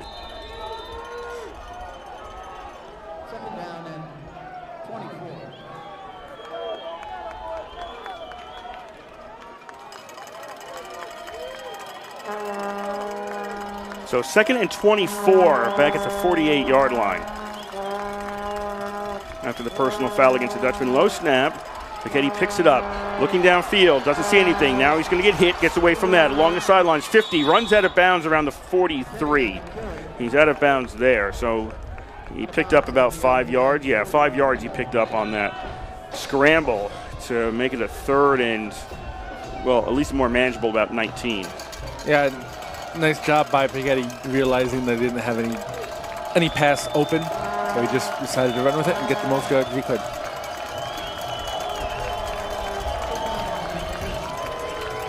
So there you go. Scoreboard's got it right now. 3rd down and 19 for Union at the RPI 43. 2 receivers left, 1 to the right.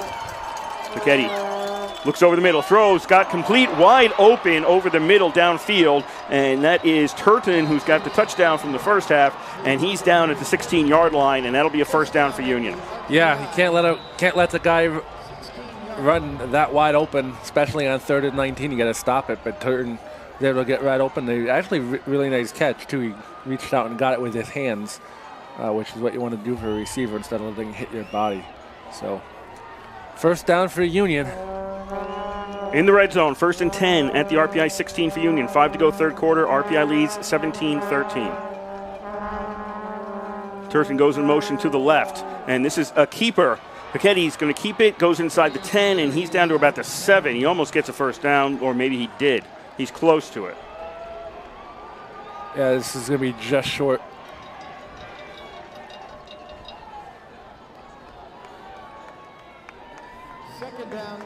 So it's about 2nd and 1 for Union.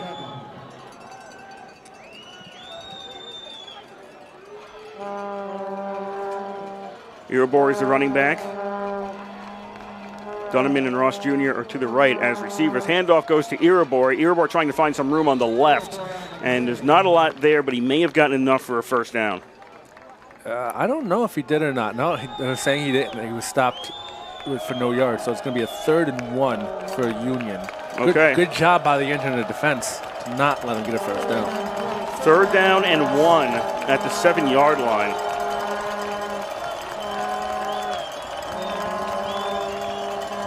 Irabor to the right of Piketty. Ross Jr. and Donovan are the receivers to the right. 3rd down. Piketty's going to keep it himself, and he's not going to get the first down. He is stopped. They're coming in at about the 9-yard line, so he loses about 2. And it'll be a 4th down for Union. Yeah, it looks like the offense. Nope. For a second there, it looked like the offense was going to stay out there, but Coach Jeff Berman's going to opt to go for the field goal attempt. Max Gluck will come out to try the field goal from the left hash. Stratton Sherman is the holder for Union. This is a 26-yard attempt. Snap, spots down, kick is blocked. It's no good. Goes through the end zone, but it is no good. So RPI stops Union on that possession. 17-13, RPI leads with 3 minutes to go in the 3rd quarter. And RPI has definitely seen something in Union special teams play. That they've blocked 2 punts and an extra point and a field goal now. So something is definitely noticeable in the Union special teams that has been working in RPI favor thus far this game. So this game remains at 17-13 in favor of RPI. 3 minutes left to play in the 3rd quarter. Ball's at the 20-yard line.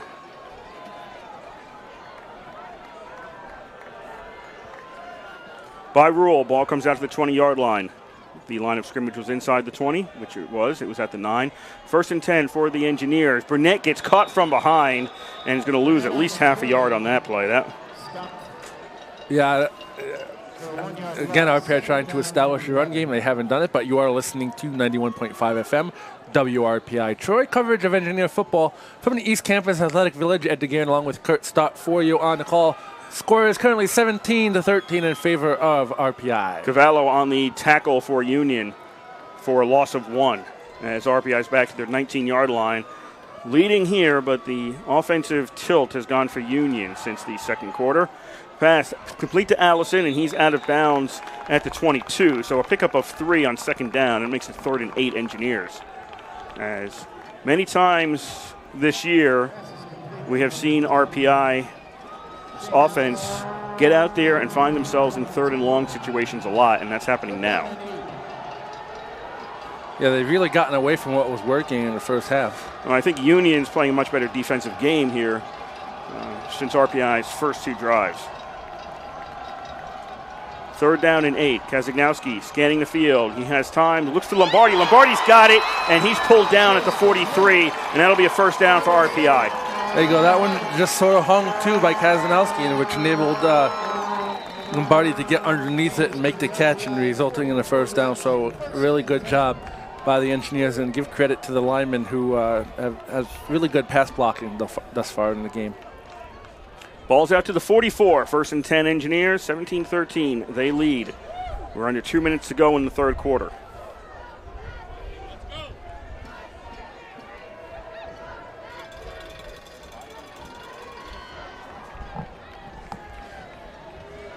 RPI looked like they were in a rush to snap the ball. Didn't, and now they will. Burnett takes the carry on 1st down.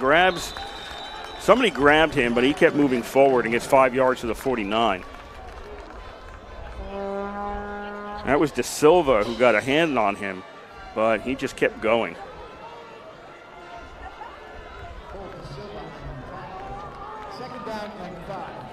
So 2nd and 5, RPI at their own 49-yard line. Engineers looking to the sidelines. Out of town, 3rd quarter. Ithaca leads Cortland 20-14.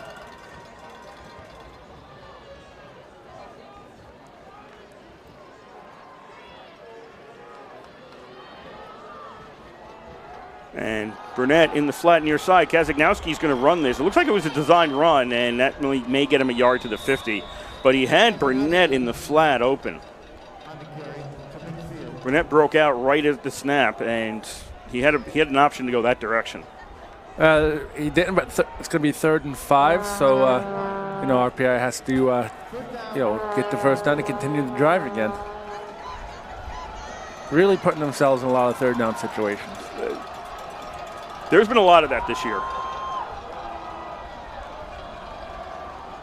So 3rd and 4. Kazagnowski looking right. He had 2 receivers over there. Now he's got pressure. This side, Burnett, he's got it at the 45. Makes a move, escapes one man, dragging another one with him, and finally he's down at the 33. That was Lewis who got briefly away from him. Then Lewis grabbed him again, but he was able to still get some yards as Lewis was trying to corral him. All right, nice job by Burnett to get away, and that's going to do it for the 3rd quarter. Score is RPI 17, Union 13. At the end of the 3rd quarter.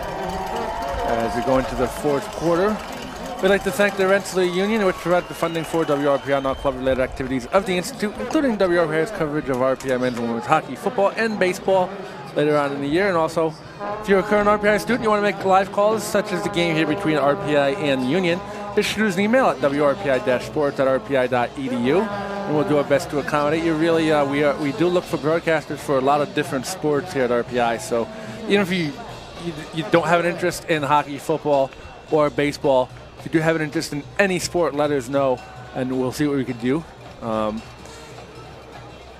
We do like to get a variety of different sports on the air. Not always up to us, whether we air it or not, but we do like to try to get a diversity of sports out there for you to listen to. If you're interested, contact us. Yes.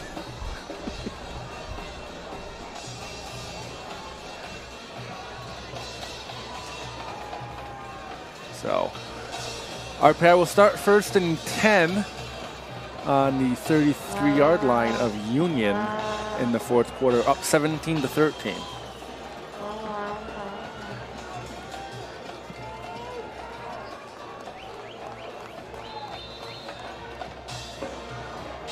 RPI scored their 2nd touchdown with 6:03 to go in the 1st quarter, so they've gone 2 quarters, 36 minutes since they scored a touchdown. Lombardi in motion to the left, 2 wideouts on the right for RPI. Kazagnowski out of the shotgun. Burnett in the backfield on 1st down. Give us to Burnett. Burnett goes ahead and gets a gain of 1. Never a hole there. Nope. Union has been doing a good job plugging up the middle since the 2nd possession of the 1st half.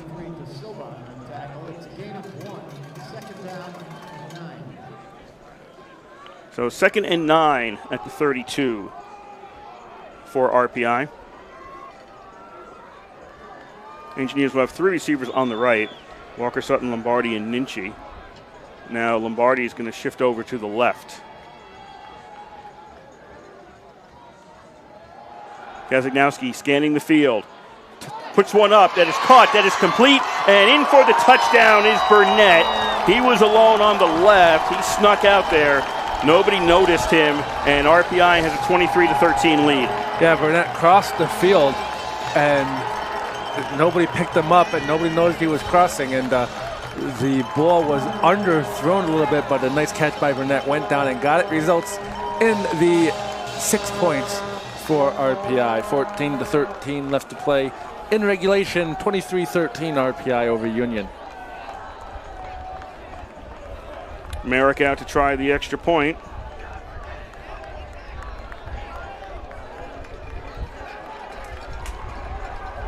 Snap, spots down, kick is blocked. That's a live ball, and RPI covers it at about the 13-yard line, and so no points for anybody in that conversion, and it stays RPI 23, Union 13.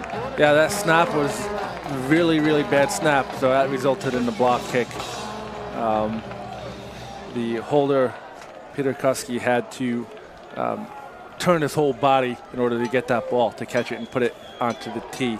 When it happens, that's never a good sign for your extra point. And, you said it, Kurt, the rare 1 point, conversion you mentioned earlier. That's on a safety. That's on a safety. Yeah, but they're trying their best, they're trying their best to have that happen.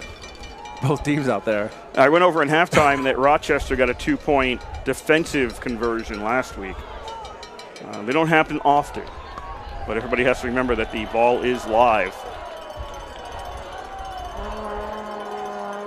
So 23-13 it stays with 14-13 to go. RPI is back to a 2-score lead. They did lead at one point 17-0, so they did have a 3-score lead at one point. We're in the Dutchman shoes game. A smaller crowd than last year because last year there were NCAA tournament berths on the line, and this year there are not.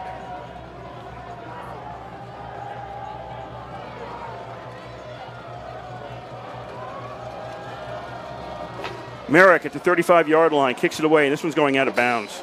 And RPI will get flagged for that. I should also say that last year the Liberty League title was also on the line. Although RPI won it, they tied with Ithaca for co-champions. RPI got the automatic bid. Had RPI lost last year at the Dutchman Shoes and Union won, Union would have been co-champions with Ithaca of the Liberty League. So that was also on the line in last year's game. And if Union had won, Union would have been 9-1 and potentially in the NCAA tournament. They would have needed an at-large bid, but I think they had a chance to be selected. The loss took them out.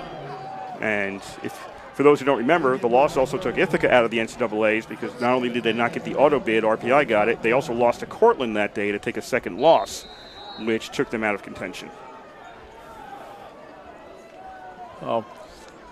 But we did mention go on the air, ECAC berth may be at stake for RPI, who we don't know, but definitely not for Union. They did not apply, according to their website. They didn't apply last year either. So I'm not surprised they didn't apply this year. 1st and 10, Union at the 35 after the penalty.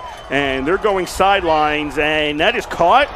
Yes, that is caught along the sidelines. Union's down about the RPI, inside the RPI 30, as it was caught by Dutchman.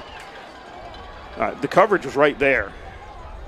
There's an RPI defender down on the field after the play. So the training staff is out to look at one of the RPI players. 14:05 to go here, fourth quarter. RPI up 23-13 on Union. Union just got it down to the RPI 28-yard line. Yeah, it almost looked like it should have been offensive pass interference, too. It looked like the Union receiver sort of pushed the defender out of the way, but the referee probably decided they were both going for the ball. So that was Johnson on the coverage for RPI.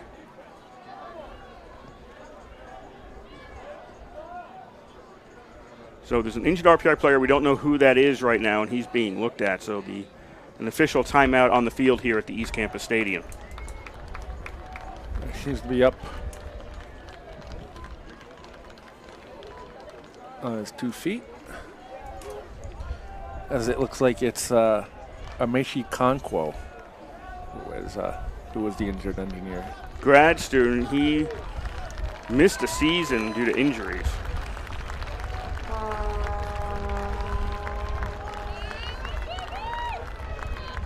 And he's being helped off the field.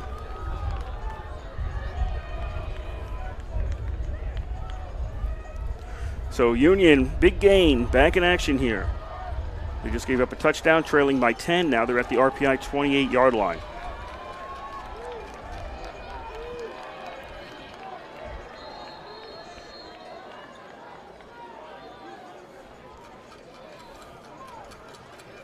Equipment substitution has to be for RPI. Yeah, Cohen had to come off the field for an equipment check, so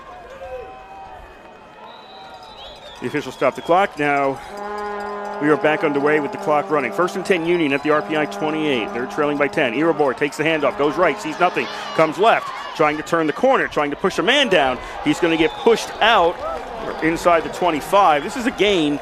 Ike Irabor is going to pick up some yards the long way. He did an awful lot of running there to get 4 yards. Yes. 3. Actually 3. They're going to put him out to 25. He actually picked up more yards running east-west than he did north-south. But officially it's a 3-yard gain. So Union now has that to 30 for a 2nd and 7. And Irabor fumbles the ball, picks it up, tosses it back.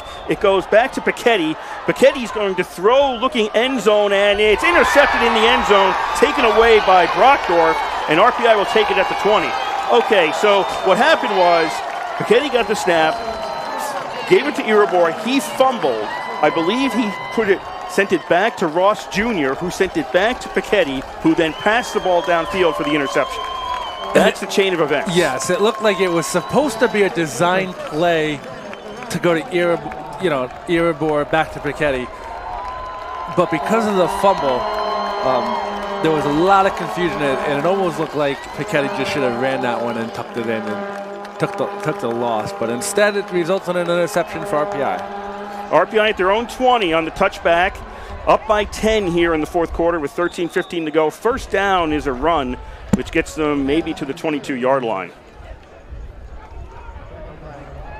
As they unpile, and that was Burnett on the run for RPI. So the Engineers with a touchdown on their last possession. That's the second time RPI has intercepted Union, both times in the end zone.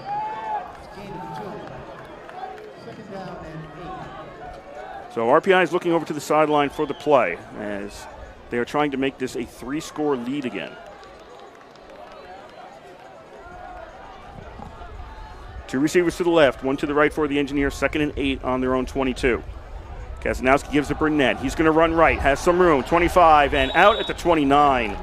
They're going to put him at the 30, and I thought he really was at the 29. Yeah, that's a good spot. That results in a first down for RPI. Yeah, he definitely went out of bounds at the 29-yard line. First and 10, RPI at their own 30, 12:20 to go in the fourth quarter. RPI leading by 10. The sun is actually peeking out now. We have the lights on and the sun shining. And the wind blowing. And the wind blowing. Not as bad as it was last week.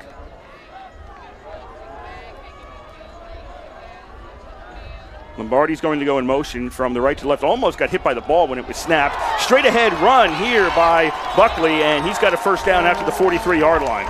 Yeah, Buckley again just runs up the middle. RPI, or Union rather, trying to keep an eye in the backfield, and RPI seems to do a lot of misdirection. So good job by Engineers mixing up the offense. Now RPI is going to switch up formations. In this case, they have really the wide receivers in looking like tight ends, and they also have a slot back each side with Buckley in the backfield. So everybody's bunched almost entirely between the hash marks.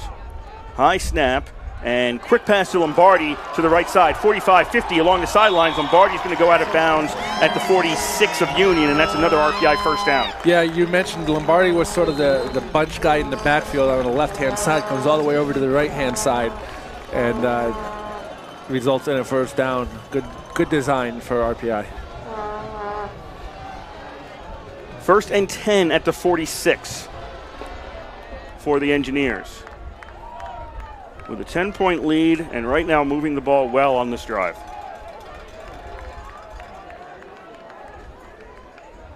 Yeah, they're going to have everybody bunched together again. Not the same formation. You've got 3 wideouts on the left side this time. And this looks like a design run by Kazagnowski. Doesn't see anything straight ahead, goes towards the sideline, and gets pushed out at the 42. Oh, good job by Kazagnowski, just making the run to the sideline.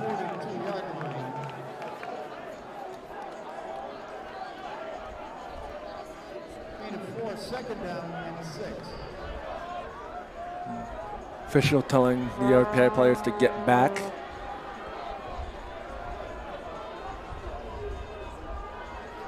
Ed's talking about the sideline. Yes. They're crowding towards the field. Second down and 6 RPI at the 42. And the handoff goes to Burnett. He's to the 40, and Burnett gets about to the 38. So that was another straight ahead run. And RPI's got a 3rd and about 2 this time. Well, again, RPI, you don't need the first down they have Union back on their toes. The Union defense where they want them. So just want a first down. So run more time off the clock. 3rd down and 2. They're going to go right this time. Handoff is to Burnett. He's got the first down easily. Finally dragged down at the 30-yard line. But the chains will move as that was Mays. Christian Mays on the tackle. Yeah, you're at the point now where you just want to milk the time off the clock. So I would expect no passes unless they absolutely have to.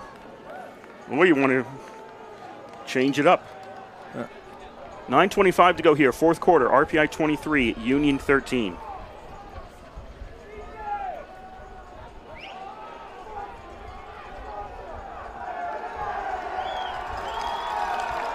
Handoff goes to Burnett. He goes straight ahead. He finds a hole to the 20 and can't break free any more than that, but he picks up about 7 on the forward progress.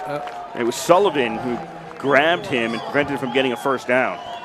This is all they need to do, very methodically moving the ball downfield, and with every time you move the ball, they are able to take a lot of time off the clock.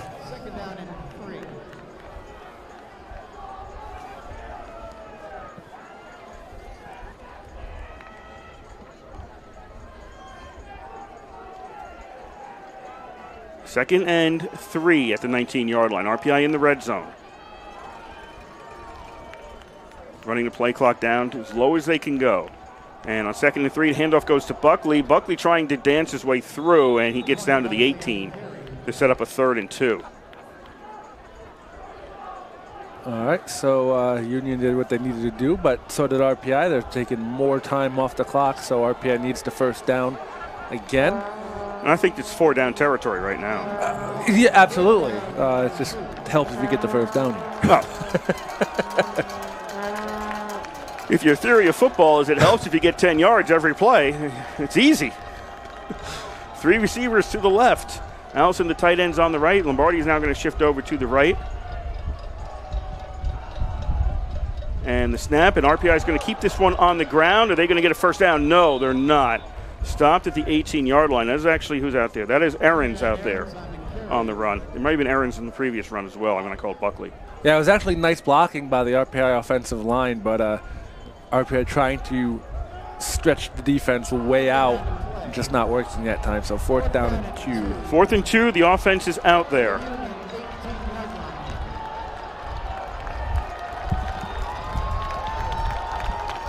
Do they stay out there? They're still looking over to the sideline for the play. 3 receivers left, 1 right. Burnett is in the backfield next to Kazanowski. The snap. And Kazanowski's going to run for it himself. Does he make it? I don't know.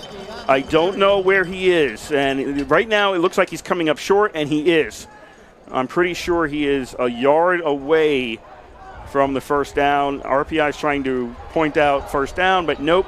It's going to be Union's ball. They do, I think the... Are they measuring? I don't think this is close enough to even bother measuring. They're looking at it. Yeah, there we go. And there we go. Now they're officially signaling it. RPI turns it over on downs with 6:55 to go. We've seen Union's defense can score at will if they wanted to with some of the passes, especially offense. Offense. Sorry. We've seen receivers for Union run free in the RPI defensive backfield this entire second half, even towards the end of the first half. So, RPI did a good job taking a lot of time off the clock, but there's still more than enough time for the Union offense. 23-13, RPI leads, 6:55 to go, 4th quarter. Union has it after RPI turned it over on downs at the RPI 17-yard line. Now they have to swap out the football.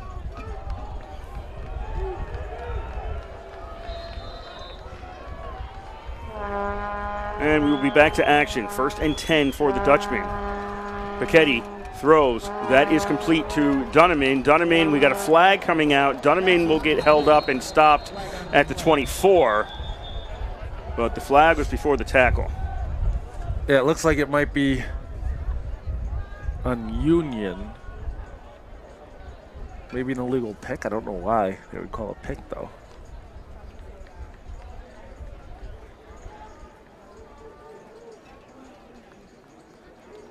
Block in the back. Offense, number 3. Block in the back against Union. There we go. Still first down.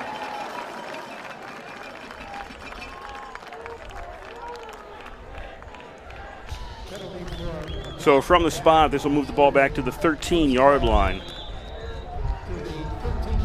It'll be 1st and 14 with the ball at the 13.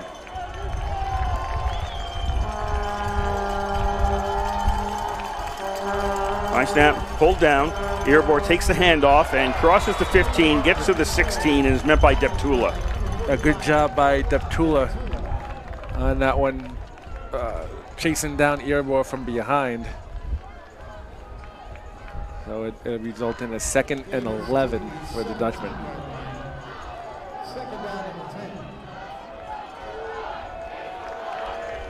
One receiver left, two right. Irabor in the backfield, but he's going to leave there. Pass that is overthrown on the far side. Intended for Dutchman, covered by Davis, but it was over everybody's head, and it's incomplete, and it's 3rd and long for Union. Yeah, I mean, even if that was a good pass, Davis had really good coverage. Could have resulted in a first down, but not much farther than that, as Davis was right there to make the stop.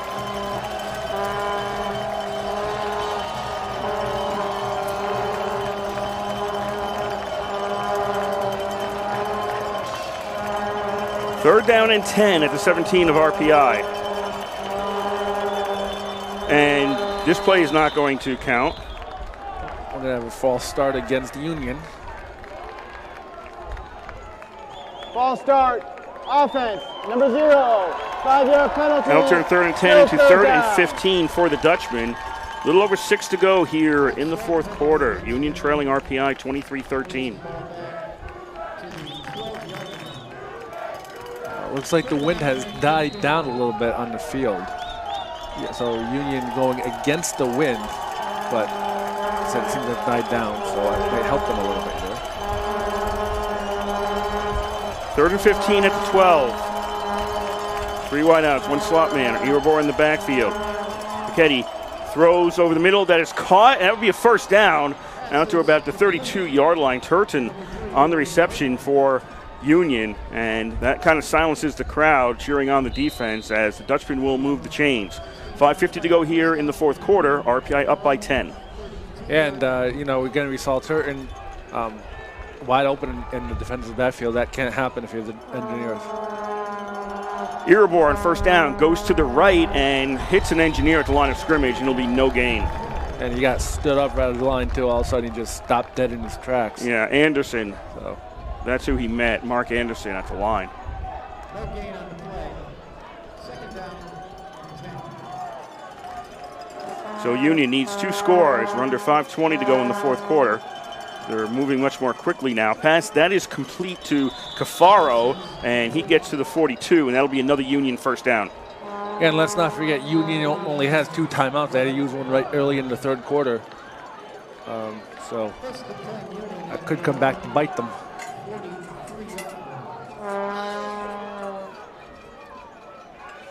Dutchman 1st and 10 at their own 42. 4:55 to go, 4th quarter. RPI 23, Union 13.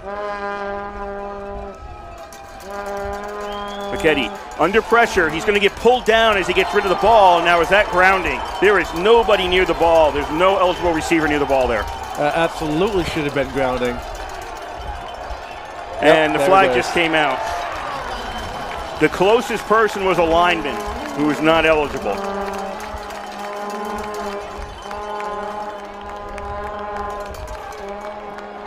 So that's going to be loss of down in yards. Intentional grounding.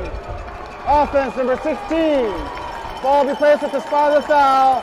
Loss of down. 2nd down. Yes, that's good. Yep. So that'll go back to the 29-yard line. Line of scrimmage was the 43. Yeah. And now they're back to the 29. Yeah, because he was in the backfield and the penalty occurred in the backfield. Right, so yeah.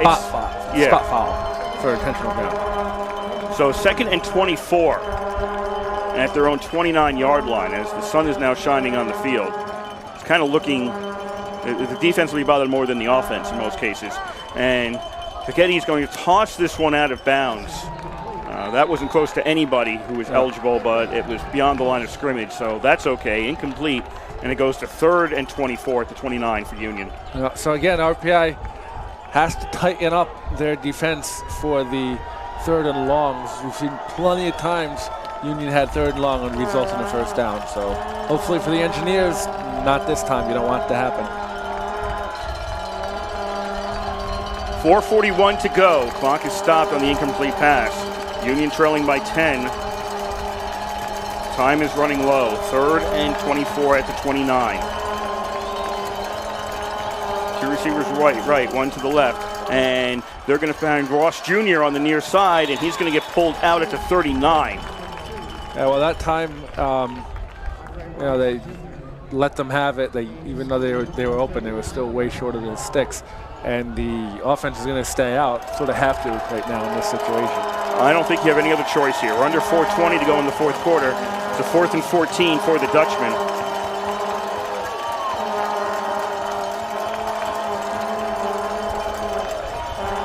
And there seemed to be some confusion where they're setting up. Now it looks like they will get set. 10 seconds left on the play clock.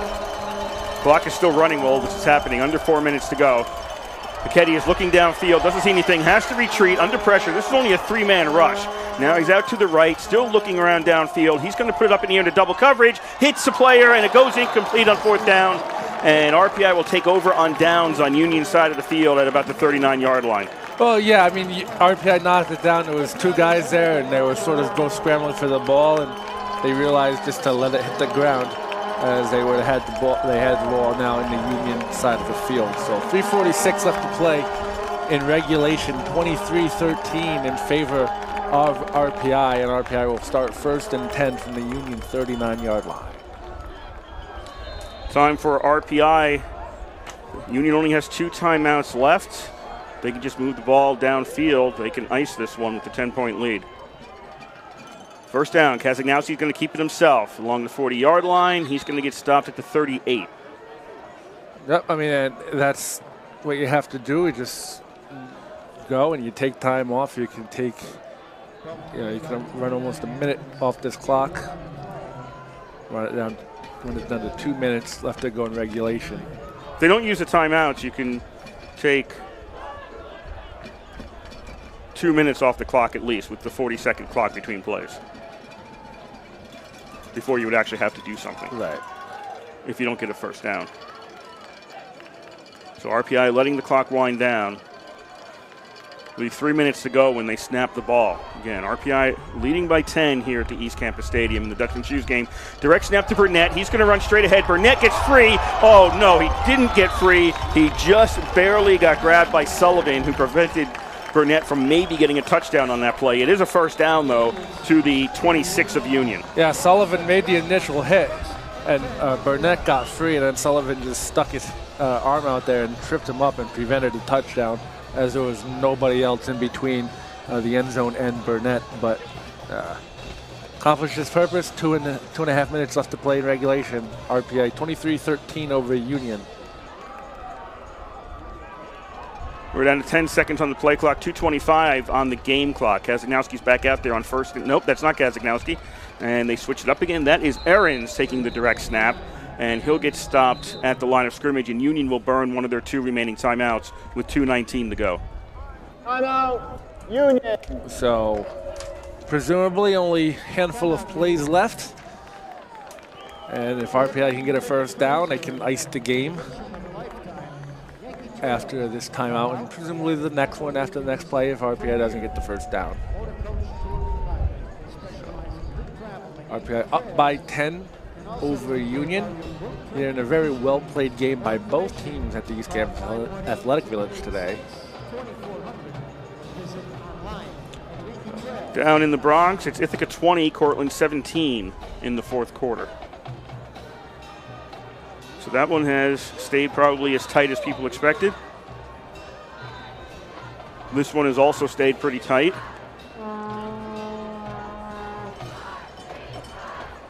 I mean, at one point the lead was 17 points from RPI.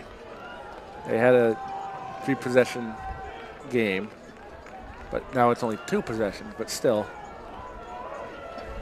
23 points, 23-13.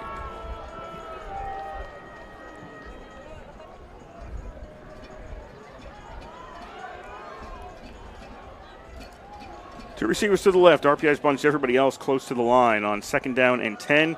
Direct snap to Burnett. Burnett gets hit.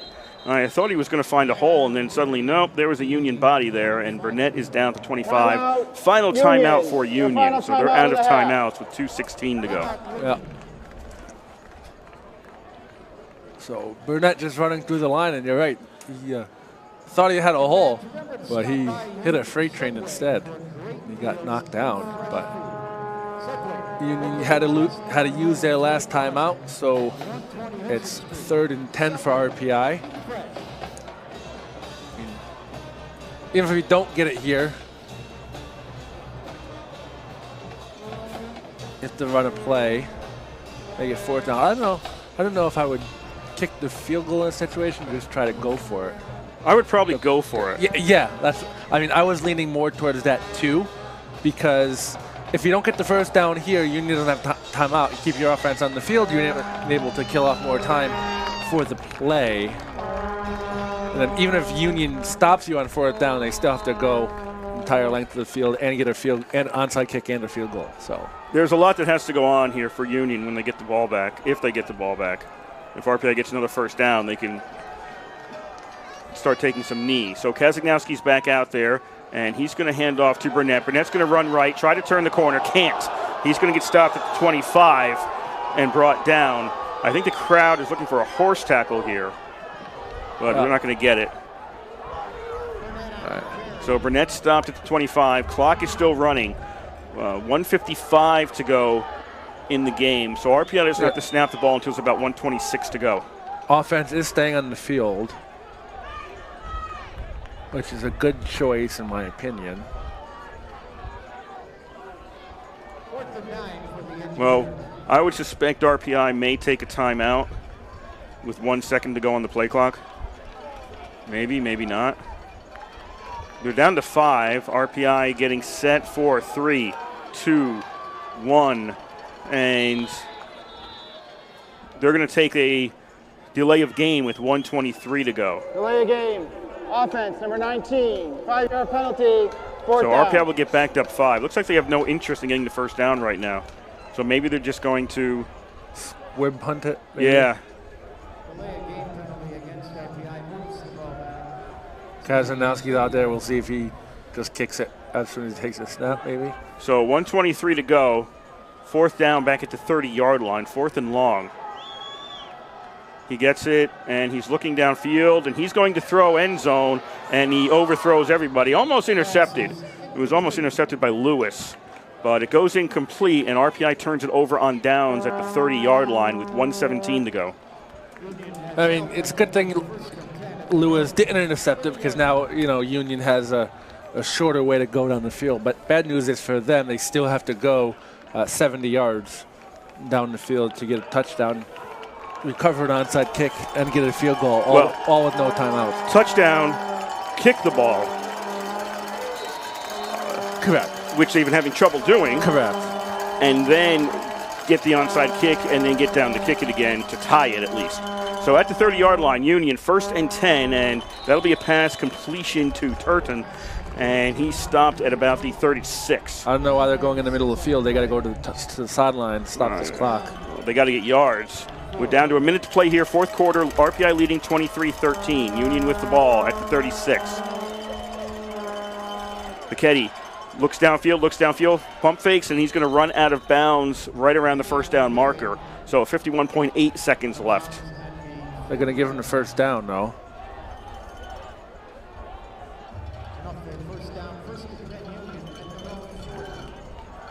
So first down for Union at the 40-yard line, but right now time is their biggest enemy. They've got to get 60 yards in a little under 52 seconds. Well, considerably less than 52 seconds if they want a chance to even tie this game up. So 1st and 10 Union at their own 40-yard line. Pichetti throws. That is complete to Ross Jr., and he steps out of bounds at the RPI 45. Yeah, I think he was trying to put a move on the RPI defender to try to go inside and turn it up the sidelines, but he realized he wasn't going to get anywhere, so he just went out of bounds and said smart play by Ross Jr.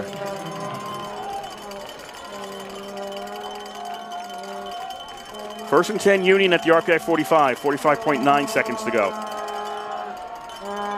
Pichetti looking downfield, doesn't see anybody to throw it to. Now, I don't know what happened there, but it's incomplete. That ball slipped out of his hand. Yeah, it must have slipped out of his hand because there's no way he did that intentionally. So it stops the clock with 39.2 seconds to go. Yeah, I mean, he was on the run and went to pass it, so the ball probably just slipped out of his hand as he was going, too. So it's also a good thing it was called an incomplete pass, because if it slipped out of his hand as it was going back, that could have been called a fumble. So as long as it went forward, I think he's safe. Yeah. And RPI is calling a timeout. Yes, RPI is calling a timeout with 39.2 seconds left in a 10-point lead to talk things over a little bit more. They have 2 timeouts left. It's unlikely they are going to need them on offense, but you never know. Right. But I'm just curious as to, if you're going to call timeout here, why didn't you call timeout on your own offense? Even if you had no intention of getting the first down, why did you take the penalty and put your team deeper? That is a good question. I don't know. I just don't know the answer to that. Yankee Stadium is now 27-17. Ithaca leading Cortland. So we'll see what Union comes out with. They need a play that goes downfield fast in their playbook. And RPI, I mean, if I was RPI too, I just put your defenders back there and prevent them. I mean, you can give Union all the yards they want as long as they don't go into the end zone or the sidelines. Last year, RPI had to score a touchdown within the last minute, then got an onside kick, and then kicked a field goal to win the game. So it is possible. It's not out of the realm of possibility. Second and 10, from the 45. Piketty under pressure. He's going to run for it. He's going to slide down at the 34. And they've got to rush to the line because it's a first down. Nope, they're going to call the slide back at the 37. So it's not a first down. Clock's still running, and a flag comes out, and they tried to down the ball, and we've got a lot going on here. Okay, so let's go back. He slid at the 37, and he slid past the first down marker, but you get the yards at the point you start the slide. You don't get it after that. Once you start the slide, that's it. So it was not a first down, which meant the clock did not stop for a first down. So Union had to rush and get to the line. But now what do we have, an illegal formation? Yeah, what happened was when he slid, they had to rush to get back to the line. Andre Ross Jr. was way back in the RPI end zone, walking back. He wasn't even running back. And Piketty snapped the ball. Okay. And Ross was about 15 yards down the field, so they threw a flag for false start. So that's a penalty against Union. That was not with the clock running. Right. So shouldn't this be a 10-second runoff? Correct. This should be a 10-second runoff. And that's what Coach Iserni is yelling for right now. He just pointed to the clock. Yeah, you can't take the penalty to stop the clock and then start right at that time. There should be a 10-second runoff.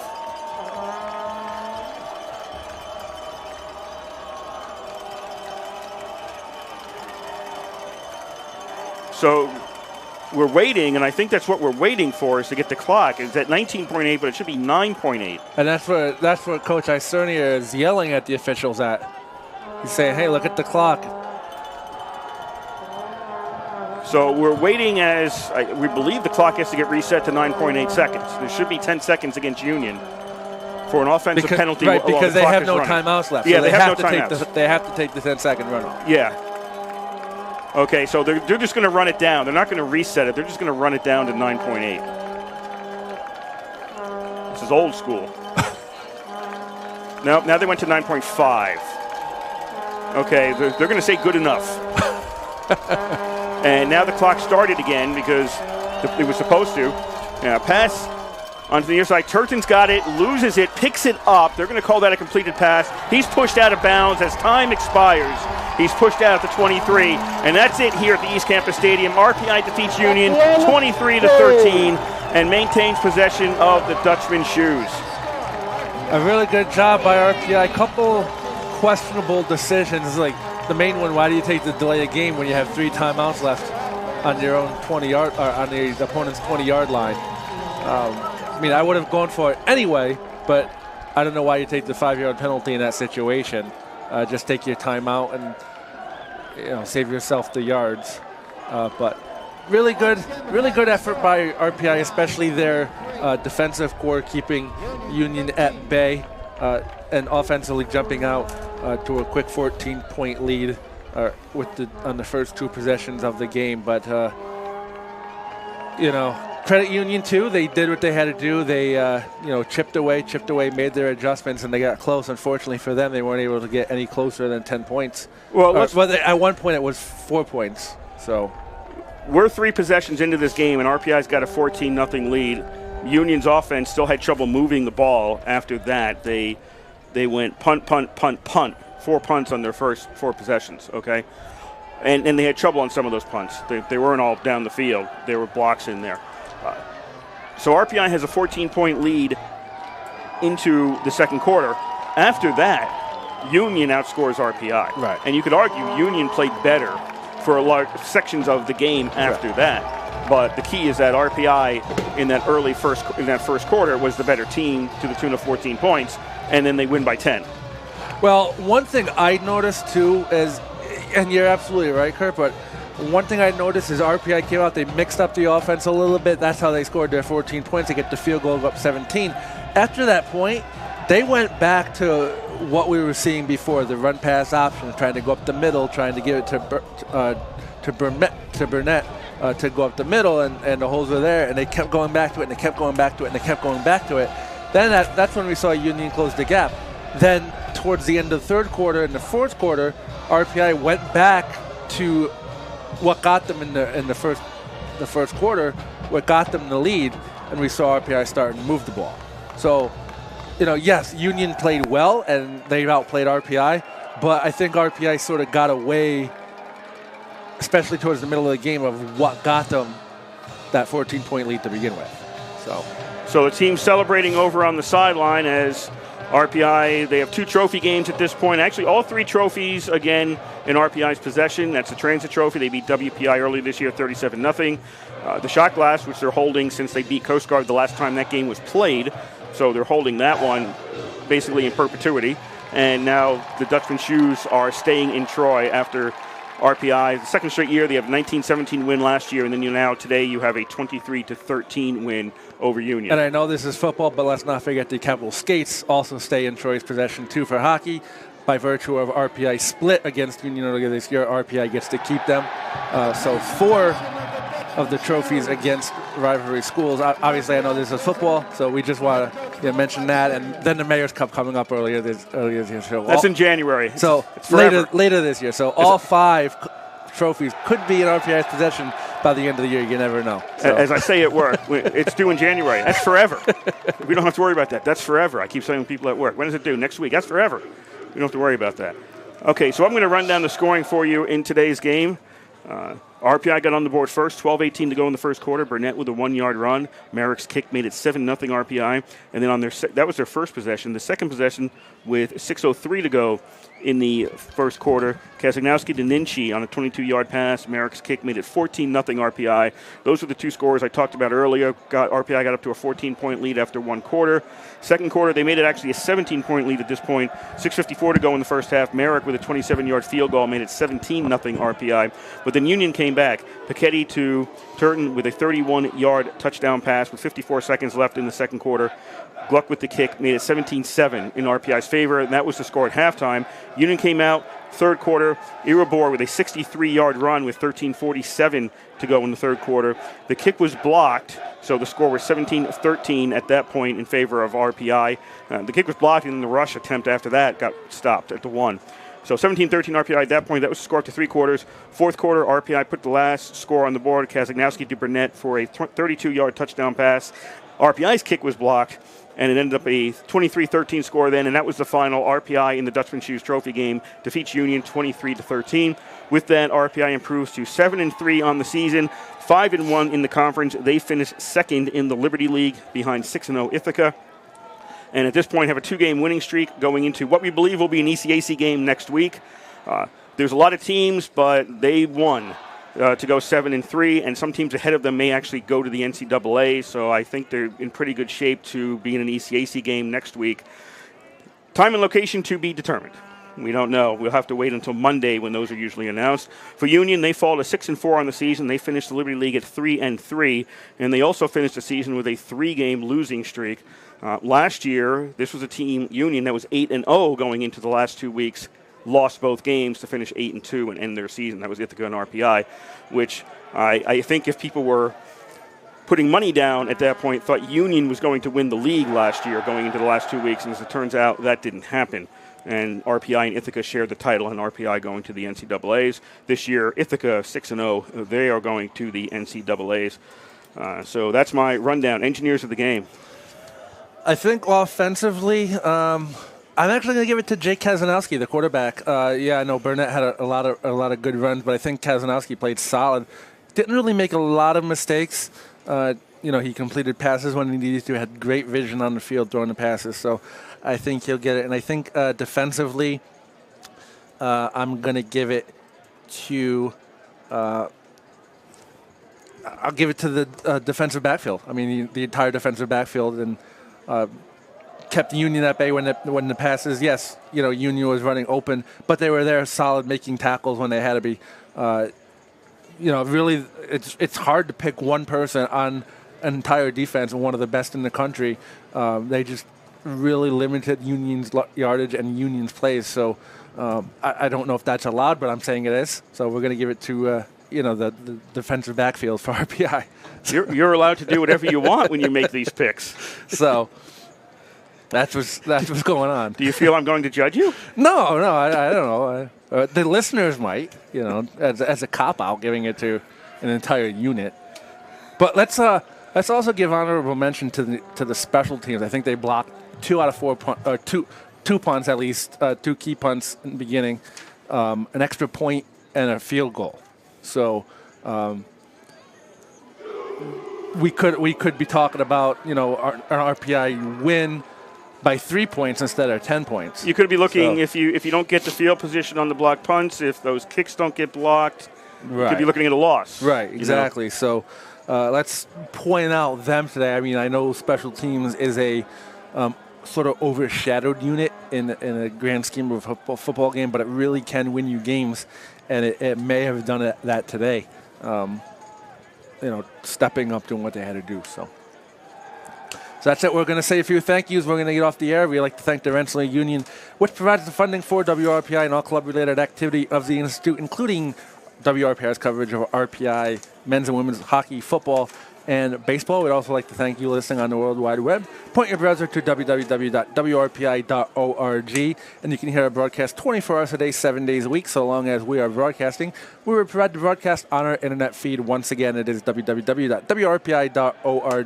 Also, if you are a current RPI student, WRPI is looking for you to make live broadcasts of games such as the one you just heard between RPI and Union. There are opportunities this season to get on the air for men's and women's ice hockey and baseball later on in the season.